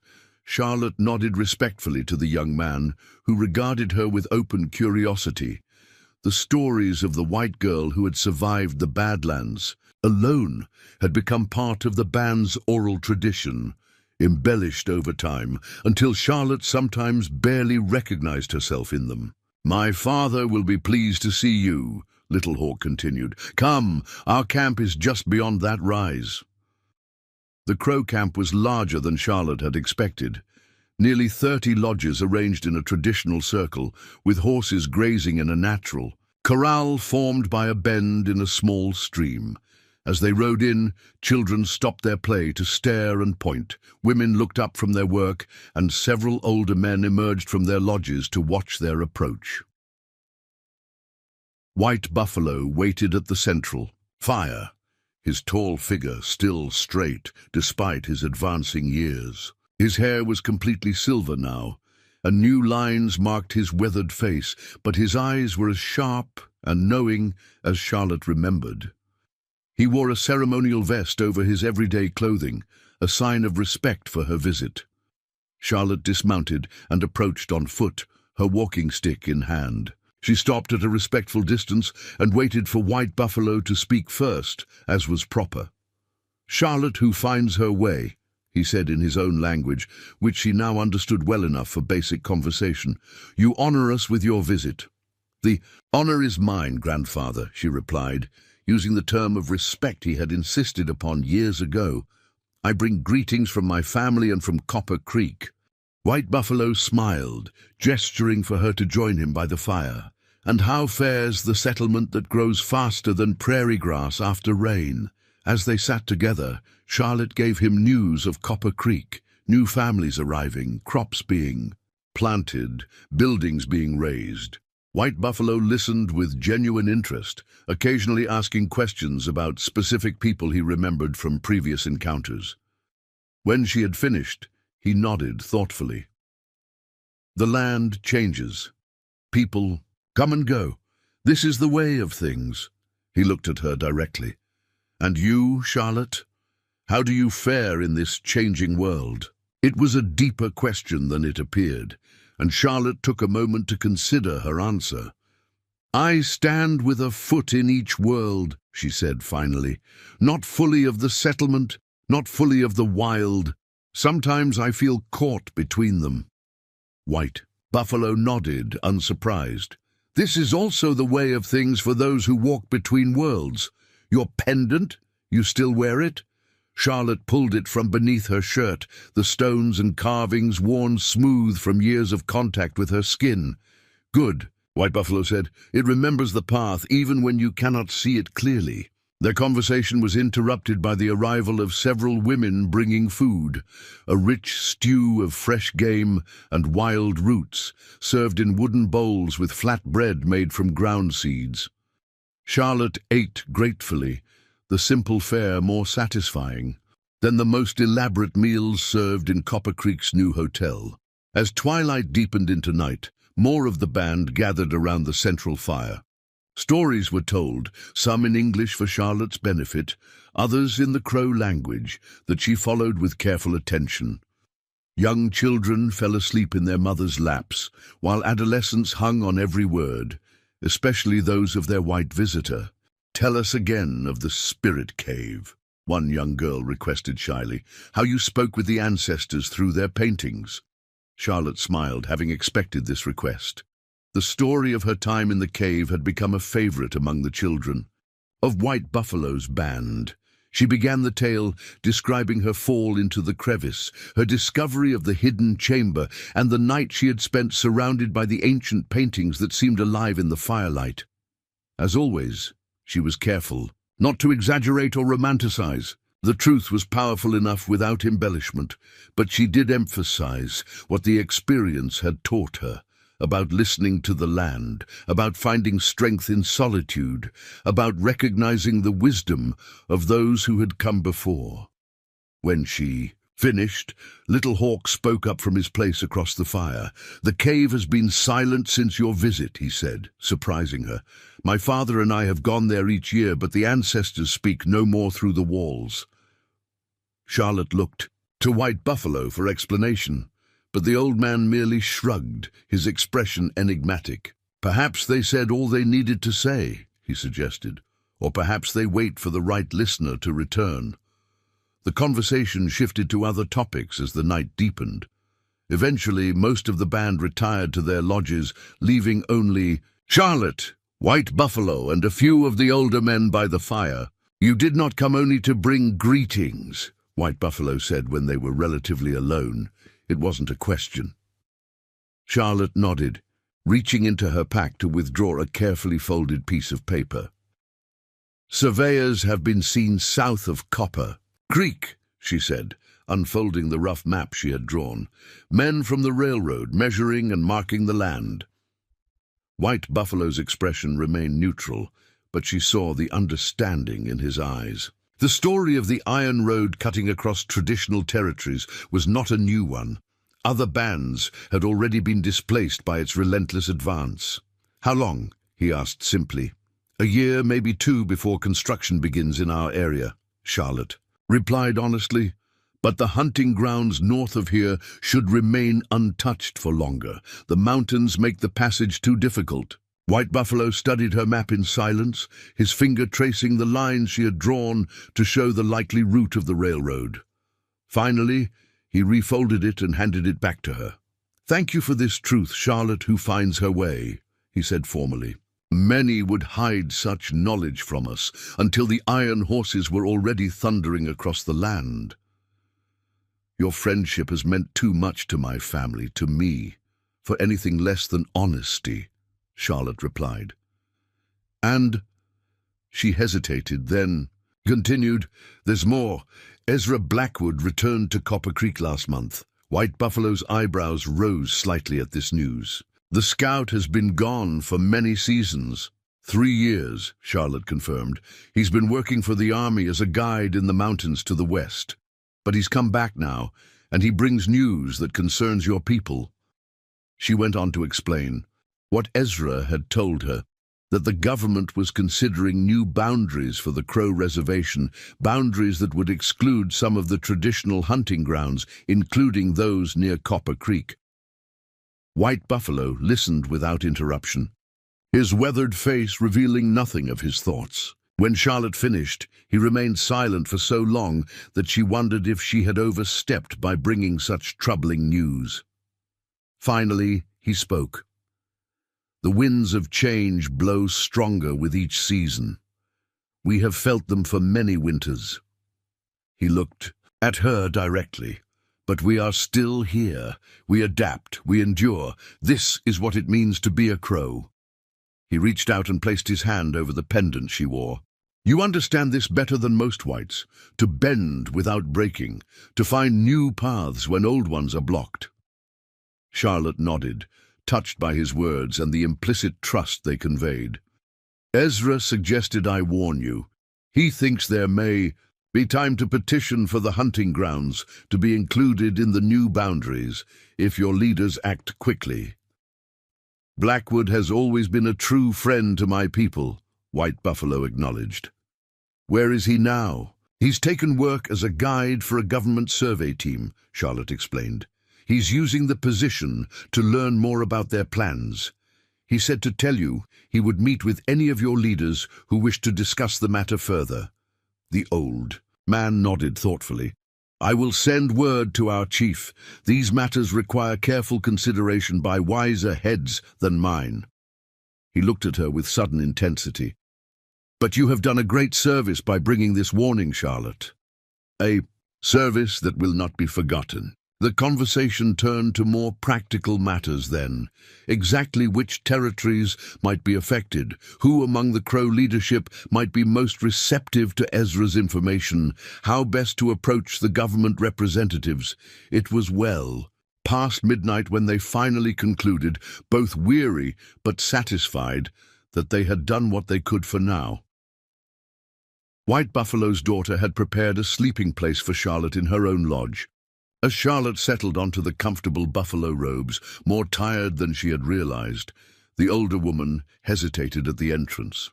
"My father says you carry a heavy burden for one so young," she said softly in halting English. "The burden of walking between worlds." Charlotte wasn't sure how to respond, but the woman continued before she could find words. "It is good what you do.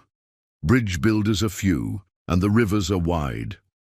With that cryptic statement, she left, Charlotte to her rest. Sleep came quickly, deep and dreamless, until sometime in the darkest part of the night, when Charlotte found herself suddenly, completely awake. A strange sense of urgency filled her, though she could identify no external cause. The lodge was quiet, the camp beyond it equally so.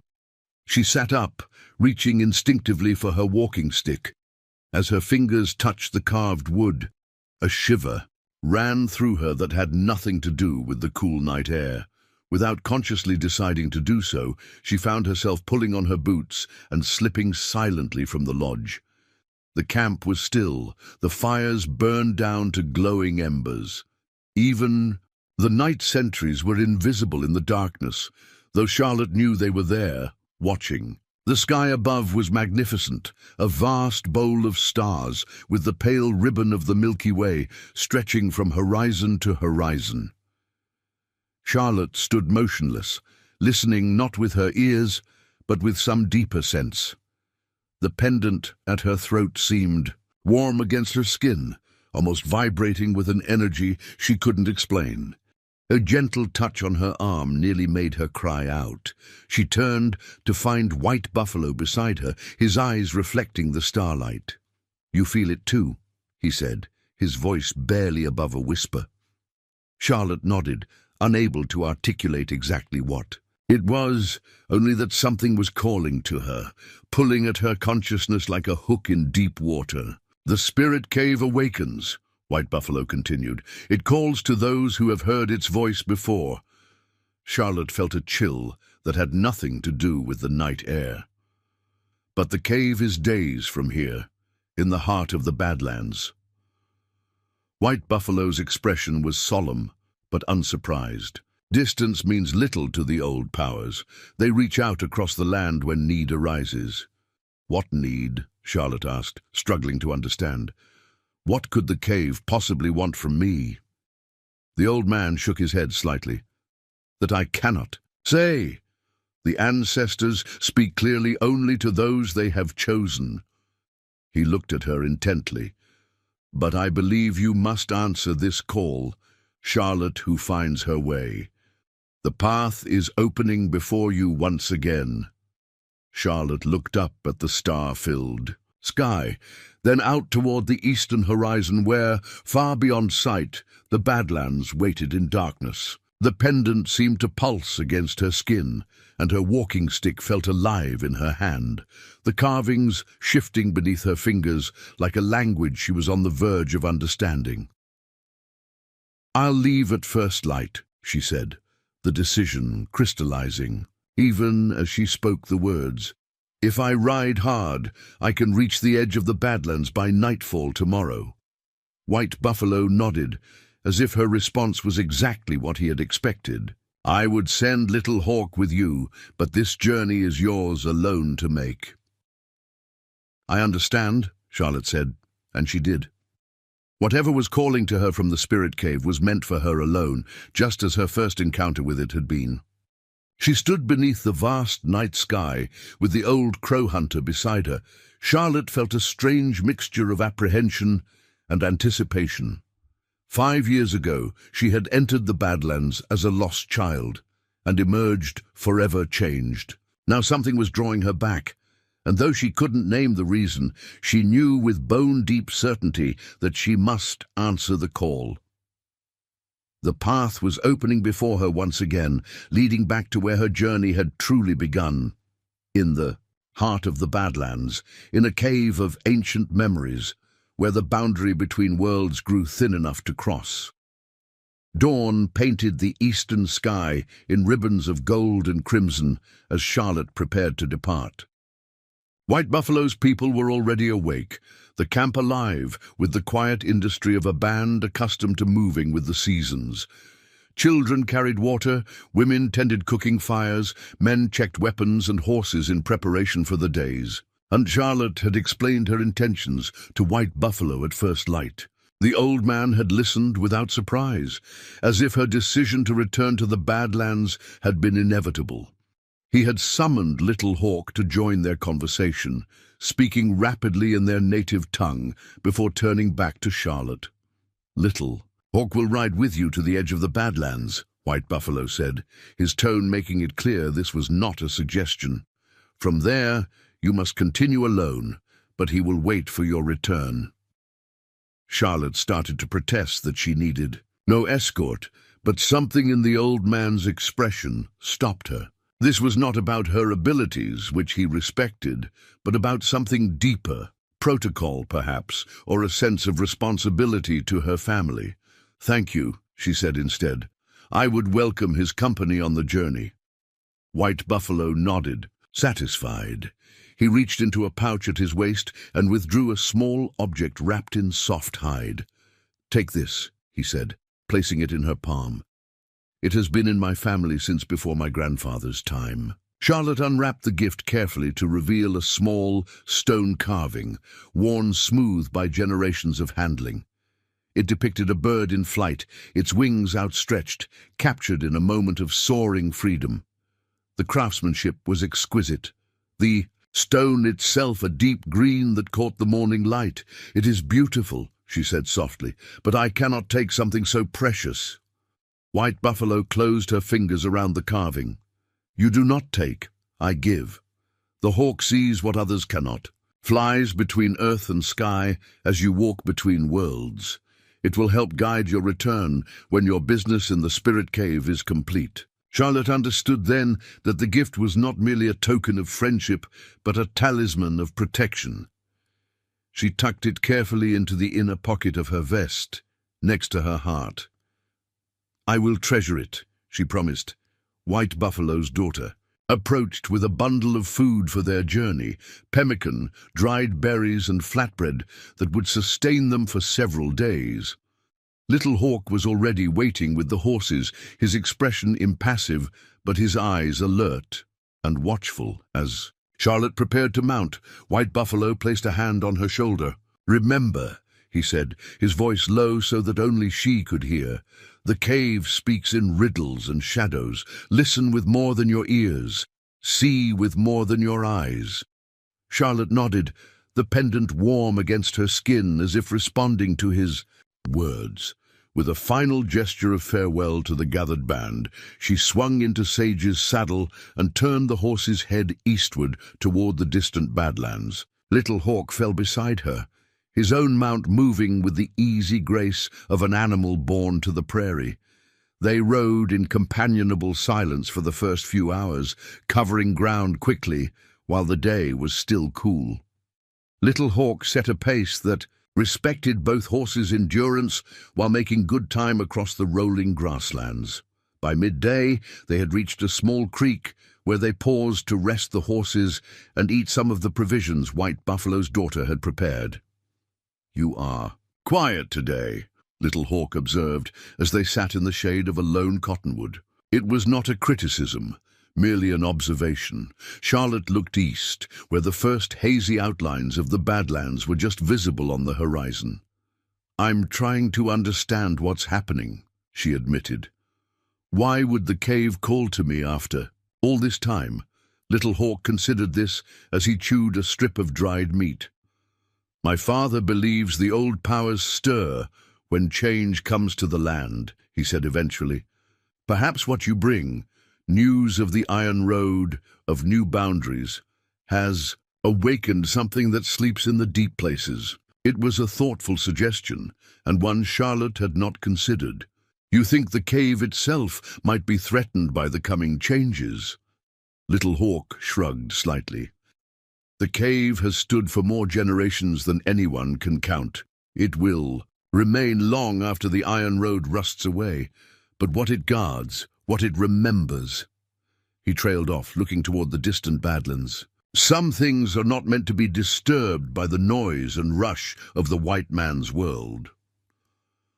Charlotte thought about this as they resumed their journey. The pendant at her throat seemed to pulse with a subtle warmth, as if affirming Little Hawk's words. Whatever was drawing her back to the spirit cave, it was connected to forces older and deeper than she fully understood. By late afternoon, the character of the land had begun to change. The lush prairie grasses gave way to more sparse vegetation, and the soil beneath their horses' hooves became sandier, interspersed with outcroppings of reddish stone. They were approaching the transitional zone, where prairie met badlands, a liminal space where neither ecosystem fully dominated. As the sun began its descent toward the western horizon, the full majesty of the Badlands came into view before them, a vast maze of stone formations carved by wind and water into fantastic shapes that caught the late afternoon light in a symphony of red, orange, and deep purple shadows. Beautiful and forbidding, alien yet strangely familiar to Charlotte after 5 years. "We stop here," Little Hawk announced, reining in his horse atop a rise that offered a commanding view of the terrain ahead. "This is a good place to camp. You can enter the Badlands with the first light tomorrow." Charlotte nodded, recognizing the wisdom of his suggestion. The Badlands were treacherous enough in daylight. Attempting to navigate them as darkness fell would be foolhardy, even for someone with her experience. They made camp efficiently, gathering what sparse wood they could find for a small fire. As night fell, bringing with it a profound silence broken only by the occasional cry of a distant coyote, Charlotte found herself drawn again and again to stare eastward, where the Badlands lay shrouded in darkness. "You are impatient to be gone," Little Hawk observed as they sat beside their small fire. Charlotte smiled ruefully. Is it that obvious? To one who watches, yes. He poked at the fire with a stick, sending a cascade of sparks upward. But patience has its own strength. The deer who rushes blindly through the forest alerts the hunter to its presence. The one who moves with deliberation passes unseen. You sound like your father, Charlotte said with a hint of teasing in her voice. Little Hawk's normally serious expression cracked into a brief smile. A son could have worse fates than to echo his father's wisdom. They lapsed into silence for a time, each lost in their own thoughts as the stars emerged in a brilliant canopy overhead. Finally, Little Hawk spoke again, his voice quieter than before. The spirit cave has been silent since you left it 5 years ago, he said. My father and I have visited each season, bringing offerings, listening. But the ancestors have kept their counsel. Charlotte looked at him with surprise. You never told me you returned there regularly. It was not for outsiders to know, Little Hawk replied without apology. But you are no longer merely an outsider, Charlotte who finds her way. You became in part of the cave's story when you slept beneath its paintings and emerged unharmed. He met her gaze directly across the fire. What I am saying is that your return may reawaken voices that have been silent. Be prepared for what they might reveal. A shiver that had nothing to do with the cool night air ran through Charlotte.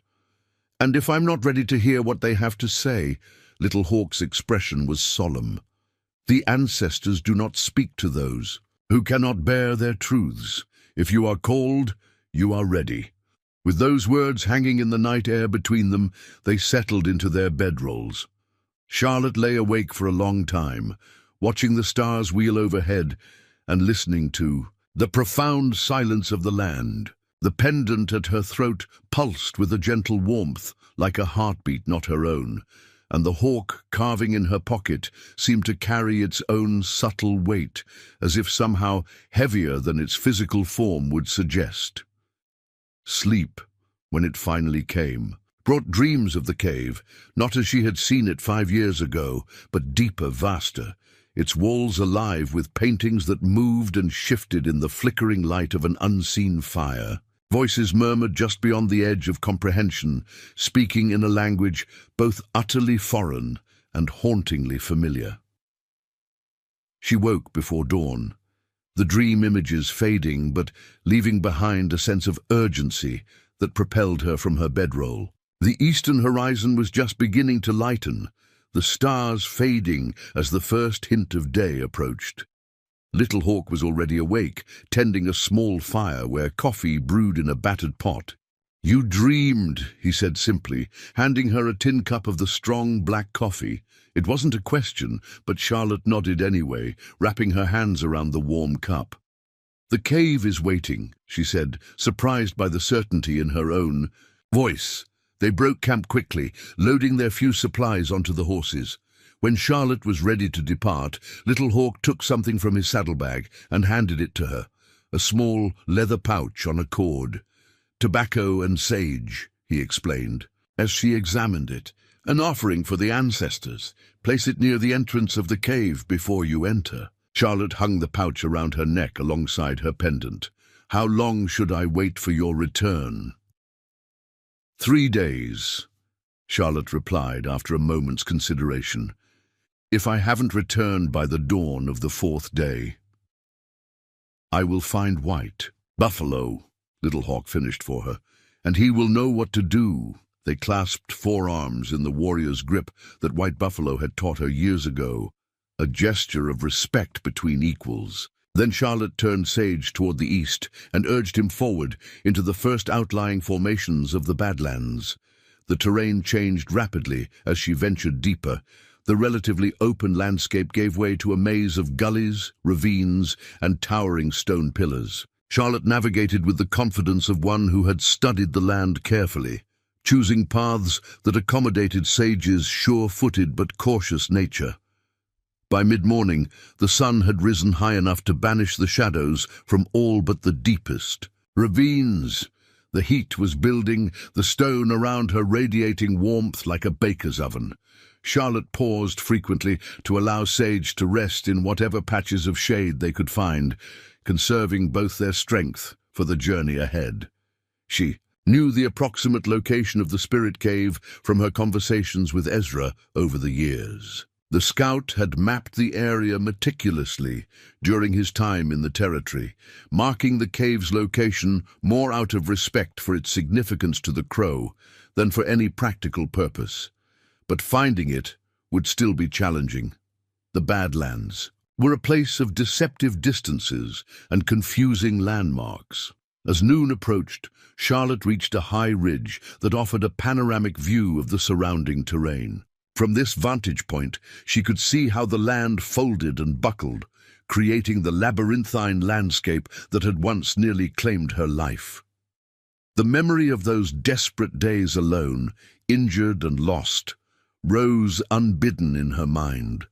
But where? Once there might have been fear, now there was only a deep respect for the Badlands' harsh beauty and uncompromising nature.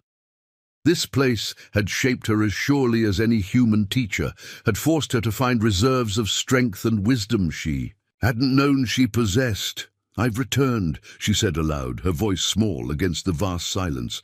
"As you called, I've come." The pendant at her throat seemed to pulse more strongly in response, and a sudden gust of wind swept across the ridge, carrying with it the scent of sage and sun-warmed stone. Charlotte felt a certainty settle over her. She was being guided, her path laid out before her if she had the wisdom to see it. She descended from the ridge, allowing instinct as much as memory to guide her choices at each fork in the path. Sage followed her lead willingly, the horse sensing, perhaps, that this journey was unlike their usual expeditions.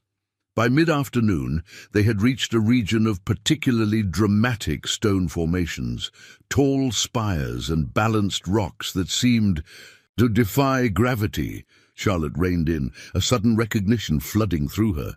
This was where she had fallen 5 years ago, where her path had first intersected with the spirit cave. The crevice that had swallowed her should be nearby.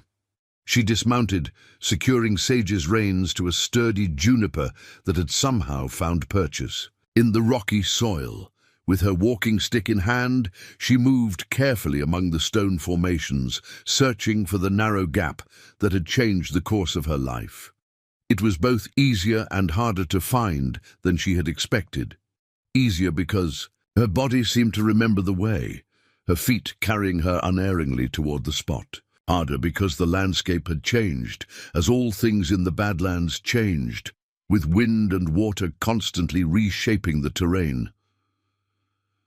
When she finally stood at the edge of the crevice, Charlotte felt a tremor of recognition pass through her. It was narrower than she remembered, partially filled with sand and debris that had accumulated over the years. But the distinctive rock formation above it, the one she had been climbing when she fell, was unmistakable. Charlotte knelt at the edge, brushing away loose stones to reveal the narrow opening. It would be a tight squeeze now, but still passable for someone of her slender build. The question was whether this was indeed the way she was meant to enter. As if in answer, the pendant at her throat grew suddenly intensely warm. At the same moment, a shaft of sunlight broke through the gathering clouds overhead, illuminating the crevice with golden light. Within that light, Charlotte could see faint markings on the stone walls of the narrow passage, the same symbols that decorated her walking stick and pendant. "I understand," she murmured, removing Little Hawk's offering from around her neck. She placed the small pouch of tobacco and sage at the lip of the crevice, murmuring the brief prayer of thanks White Buffalo had taught her years ago. Then, securing her walking stick across her back and making sure the hawk carving was safely in her inner pocket, Charlotte began her descent into the narrow passage. The fit was indeed tight, requiring her to turn sideways in places, but her slender frame and experience navigating similar terrain served her well. The passage descended at a steep angle, twisting like a stone serpent through the heart of the formation. In places, Charlotte had to use handholds carved into the rock, ancient aids that confirmed this was no natural formation, but a deliberately created pathway. After what felt like an eternity of careful descent, the passage widened abruptly. Charlotte found herself standing at the entrance to a chamber that was both intimately familiar and strangely transformed. This was indeed the spirit cave of her memories, the place where she had sheltered through that long-ago night. But it was also more, larger, deeper, its walls covered with paintings that seemed to glow with their own internal light in the dimness. Charlotte withdrew a small candle and matches from her pack, creating a small circle of illumination in the darkness. The flickering light brought the wall paintings to life. Hunters pursuing buffalo, abstract symbols whose meanings were lost to time, handprints pressed into the stone by people long since returned to dust. But there was more here than she remembered. A passage at the rear of the chamber that she had not noticed during her brief stay 5 years ago. It beckoned with a darkness deeper than the surrounding shadows, a void that seemed to pull at her consciousness. The pendant at her throat pulsed with a rhythm that matched her heartbeat, and the hawk carving in her pocket felt warm against her skin.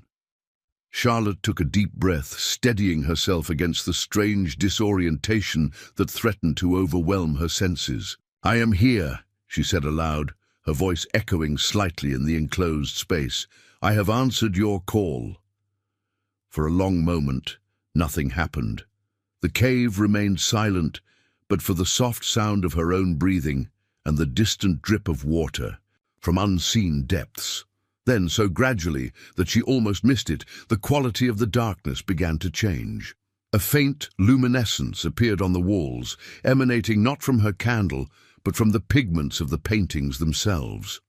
Soft blue-white light outlined the figures of hunters, animals, and abstract symbols, creating a ghostly tableau that surrounded Charlotte on all sides. From the deeper passage at the rear of the chamber came a sound, not quite a voice, not quite a song, but something in between. It beckoned with wordless insistence, drawing her forward, despite the caution ingrained by years of frontier living. Charlotte hesitated only briefly before extinguishing her candle. The peculiar glow of the paintings provided enough light to see by, and something told her that artificial illumination would be unwelcome where she was being led. With her walking stick in hand and the pendant warm against her skin, Charlotte entered the deeper passage, following the strange sound into the heart of the Badlands. The deeper passage narrowed as Charlotte advanced, the ghostly blue-white glow of the painted walls providing just enough light to see by. The air grew cooler and damper, carrying scents of wet stone and ancient earth. The sound that had drawn her forward, part song, part whisper, grew more distinct with each step, though it remained tantalizingly beyond comprehension. Charlotte moved with careful deliberation, testing each foothold before committing her weight. The passage twisted and turned, sometimes requiring her to duck beneath low overhangs or squeeze through narrow gaps. It was as if the very stone was testing her determination, her worthiness to proceed. After what felt like hours but might have been minutes, time seemed strangely fluid in this place. The passage opened suddenly into a vast chamber that took Charlotte's breath away. Unlike the first cave with its modest dimensions, this space soared overhead, its ceiling lost in darkness. The walls curved in a perfect circle, entirely covered with paintings more elaborate and vibrant than those in the outer chamber.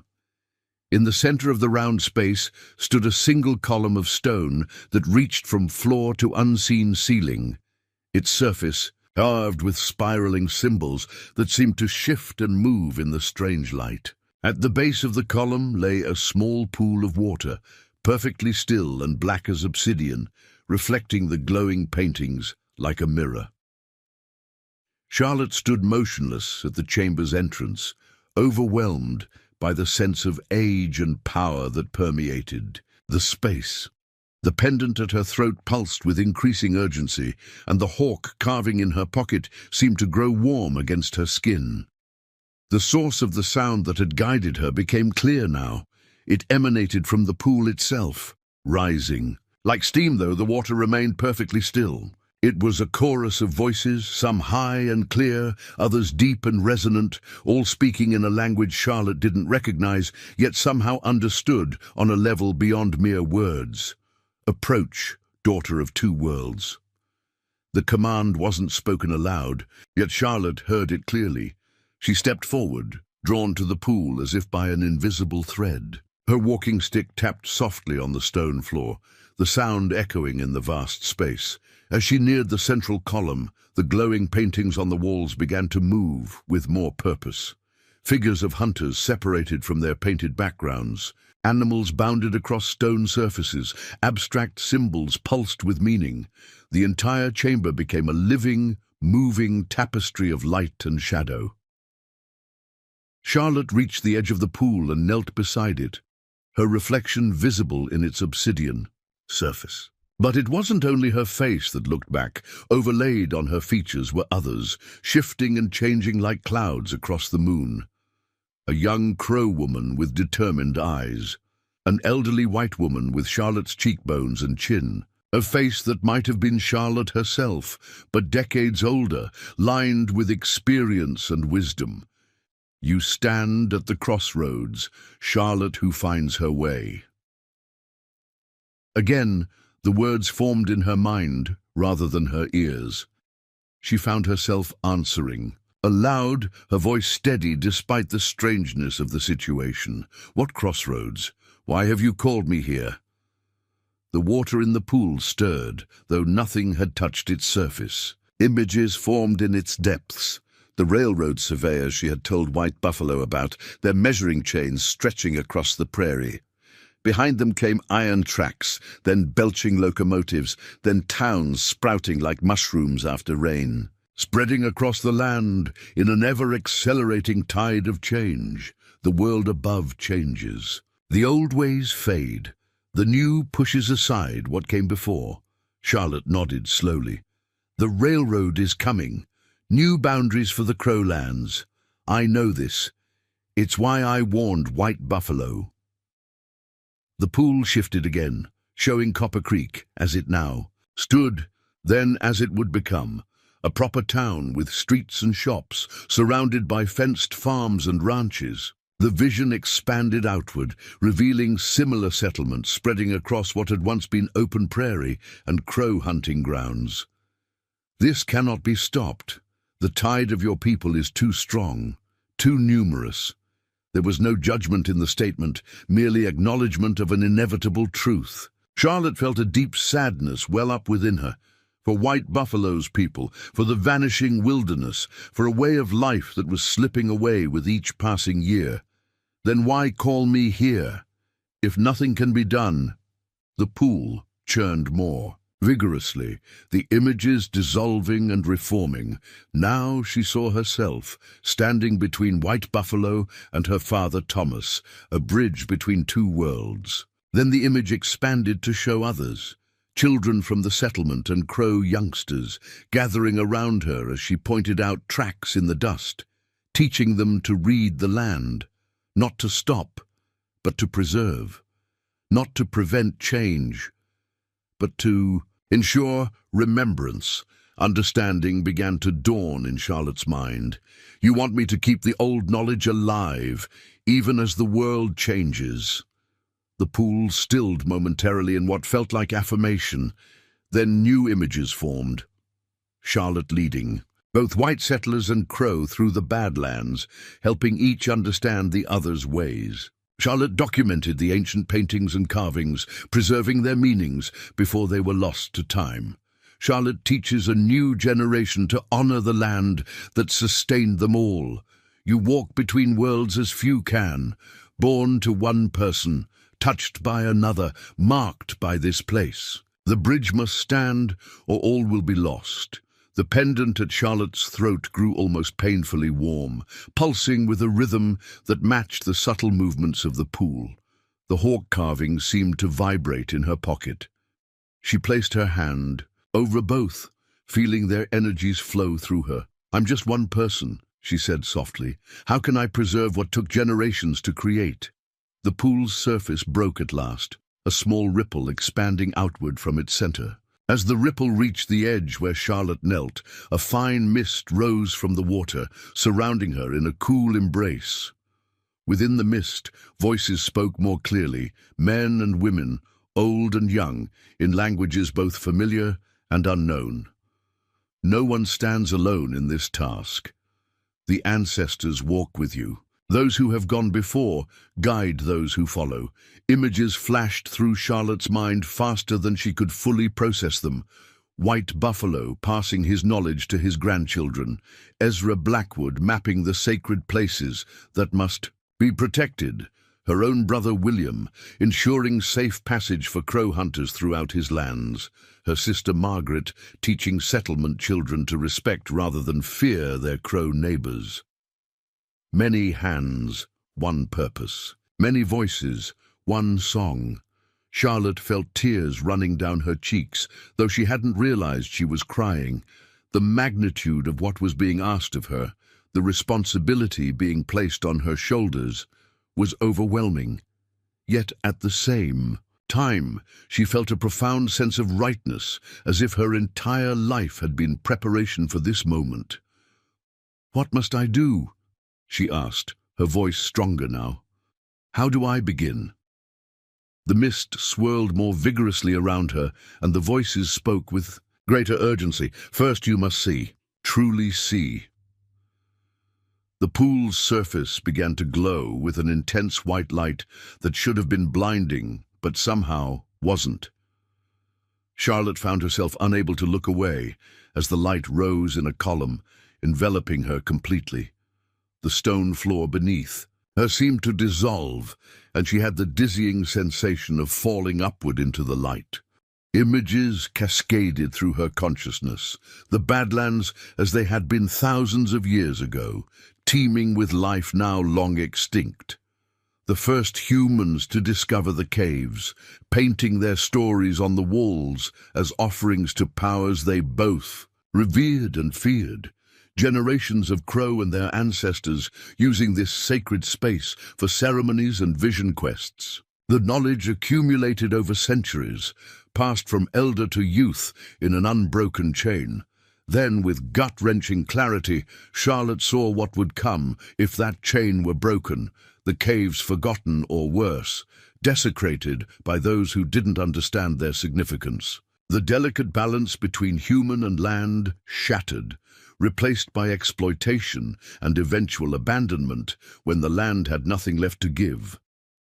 The ancient wisdom was lost, leaving people adrift in a world they no longer knew how to read. The vision was so vivid, so terrible in its implications, that Charlotte cried out in protest. The sound of her voice seemed to shatter the light around her, and abruptly she found herself back beside the pool, kneeling on solid stone. But something had changed. The glowing paintings on the walls had resolved into distinct figures that now stood around the perimeter of the chamber, men and women of various ages and appearances, some clearly crow, others from tribes Charlotte didn't recognize. A few who might have been early white explorers or trappers. They were not solid like living people, but neither were they merely light and shadow. They existed somewhere in between, their faces solemn and expectant as they regarded her. These are the keepers who came before. Each in their time served as bridge between worlds, guardian of old knowledge, voice for the voiceless land. Charlotte looked around the circle of spectral figures, awestruck by their diversity and the weight of history they represented. Am I to join them? In time. First, you must live your purpose in the world above. One of the figures separated from the circle and approached, an elderly crow woman with eyes that held both wisdom and mischief. Though her form was translucent, somehow she managed to reach out and touch Charlotte's pendant, then the hawk carving, which Charlotte had placed beside the pool. These are your anchors to this place, your keys to return when needed. The path between worlds will remain open to you alone until you choose your successor." The woman's touch left a lingering warmth on the objects, as if she had imbued them with some essence of herself. She looked into Charlotte's eyes with an expression of such knowing compassion that Charlotte felt herself trembling. "It is no small thing we ask, daughter of two worlds. The burden is heavy, the path often lonely, but you will never walk it entirely alone." The figure gestured to the others around the chamber, who each inclined their head toward Charlotte in acknowledgement. Then the elderly woman's form began to dissolve back into light, rejoining the paintings on the walls. One by one, the other figures followed suit until Charlotte was alone again with the pool and the central column. Return now to the world above. Carry what you have learned here in your heart until the time comes to share it with those who will listen. The pool's surface stilled completely, becoming once more a perfect obsidian mirror. The glowing paintings dimmed slightly, returning to their previous state of subtle luminescence. Charlotte sensed that the audience was over, the cave having revealed what she needed to know for now. She gathered her walking stick and the hawk carving, the pendant still warm against her skin. As she stood, she felt strangely weightless, as if the revelation had both burdened and unburdened her simultaneously. The return journey through the passages seemed to take less time than her entry, the way clearer and more direct. When she emerged into the outer chamber where she had spent that long-ago night as a lost child, Charlotte was surprised to find that her candle still burned, as if only minutes rather than hours had passed. Outside, beyond the narrow crevice that led to the surface, she could see that the light had changed, the golden hue of late afternoon replacing the harsh brightness of midday. She had been in the cave longer than it felt, but not so long that little Hawk would have begun to worry.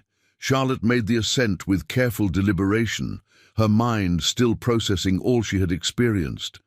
When she finally emerged into the open air, the contrast was jarring, the mundane reality of rock and sky, and distant horizons seeming both more and less real than the chamber she had left behind. Sage greeted her with a soft nickering, apparently unconcerned by her absence. Charlotte stroked the horse's neck, drawing comfort from the solidity of the animal, the normalcy of this simple interaction after the profound strangeness below.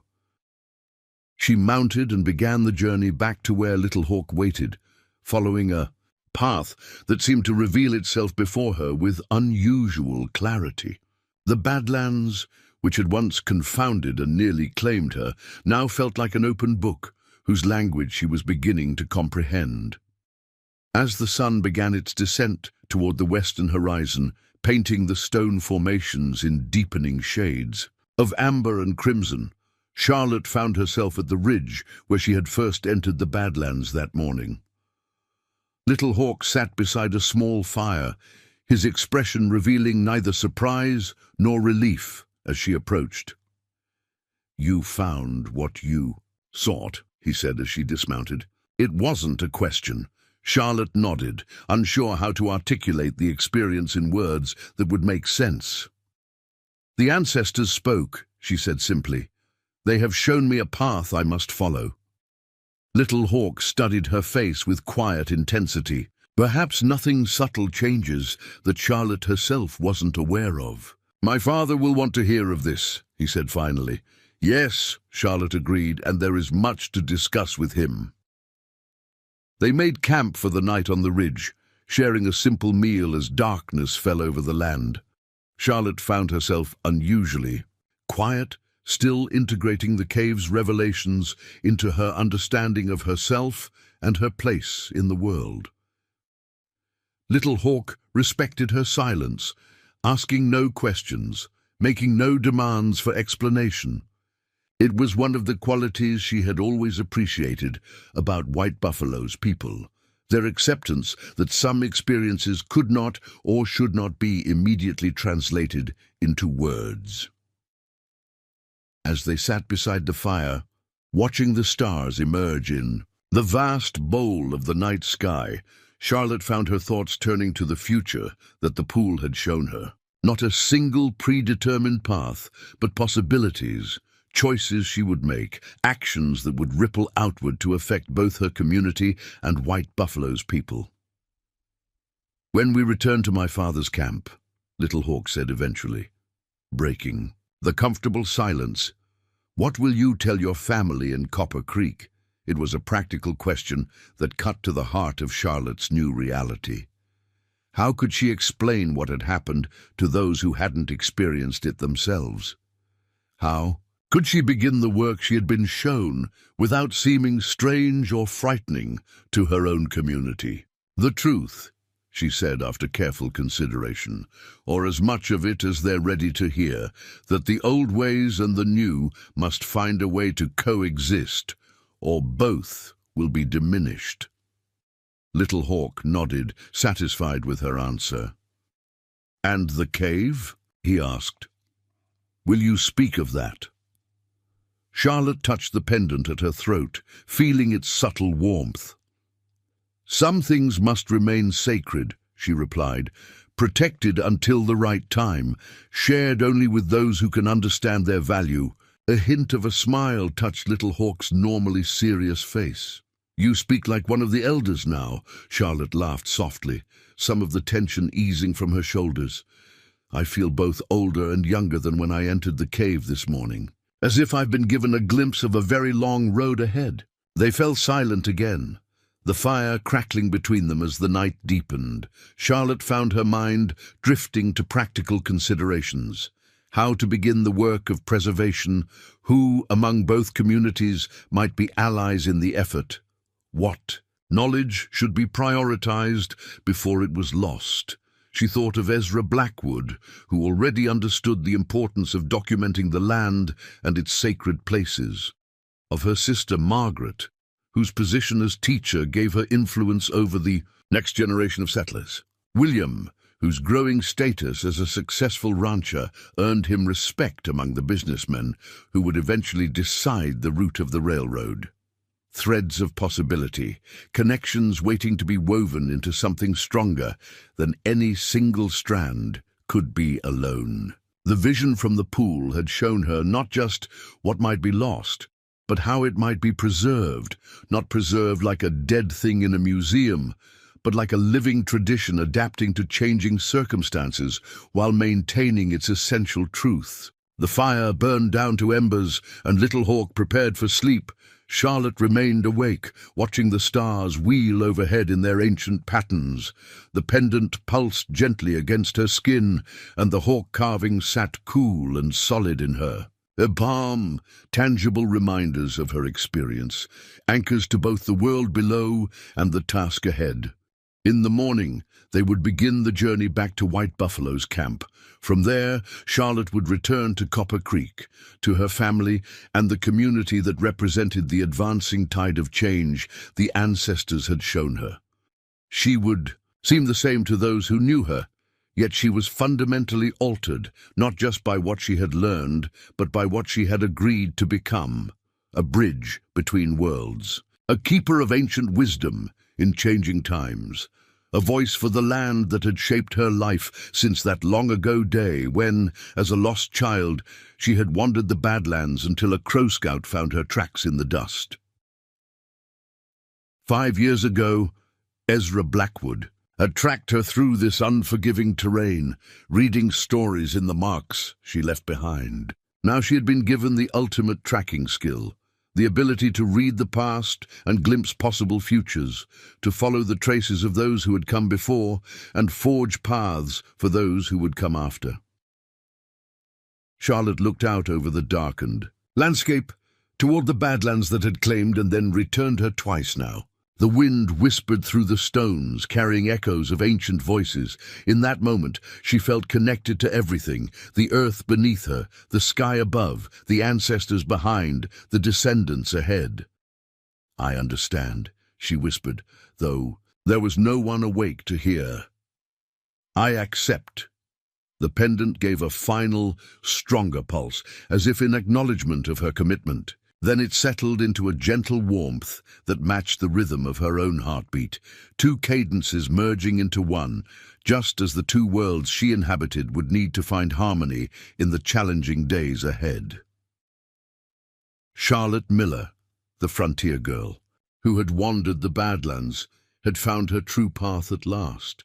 And though it would not be an easy one, she would walk it with the same determination that had once kept her alive in this harsh and beautiful wilderness, one step at a time, reading the land, following the signs, finding her way home, even as home itself was redefined by the inexorable forces of change. As dawn approached on the eastern horizon, painting the edge of the Badlands in gold and promise, Charlotte finally settled into her bedroll.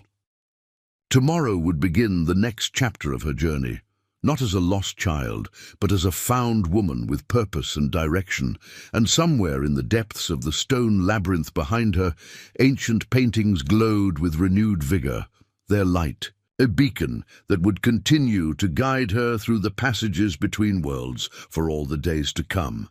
Up next, you've got two more standout stories right on your screen. If this one hits the mark, you won't want to pass these up.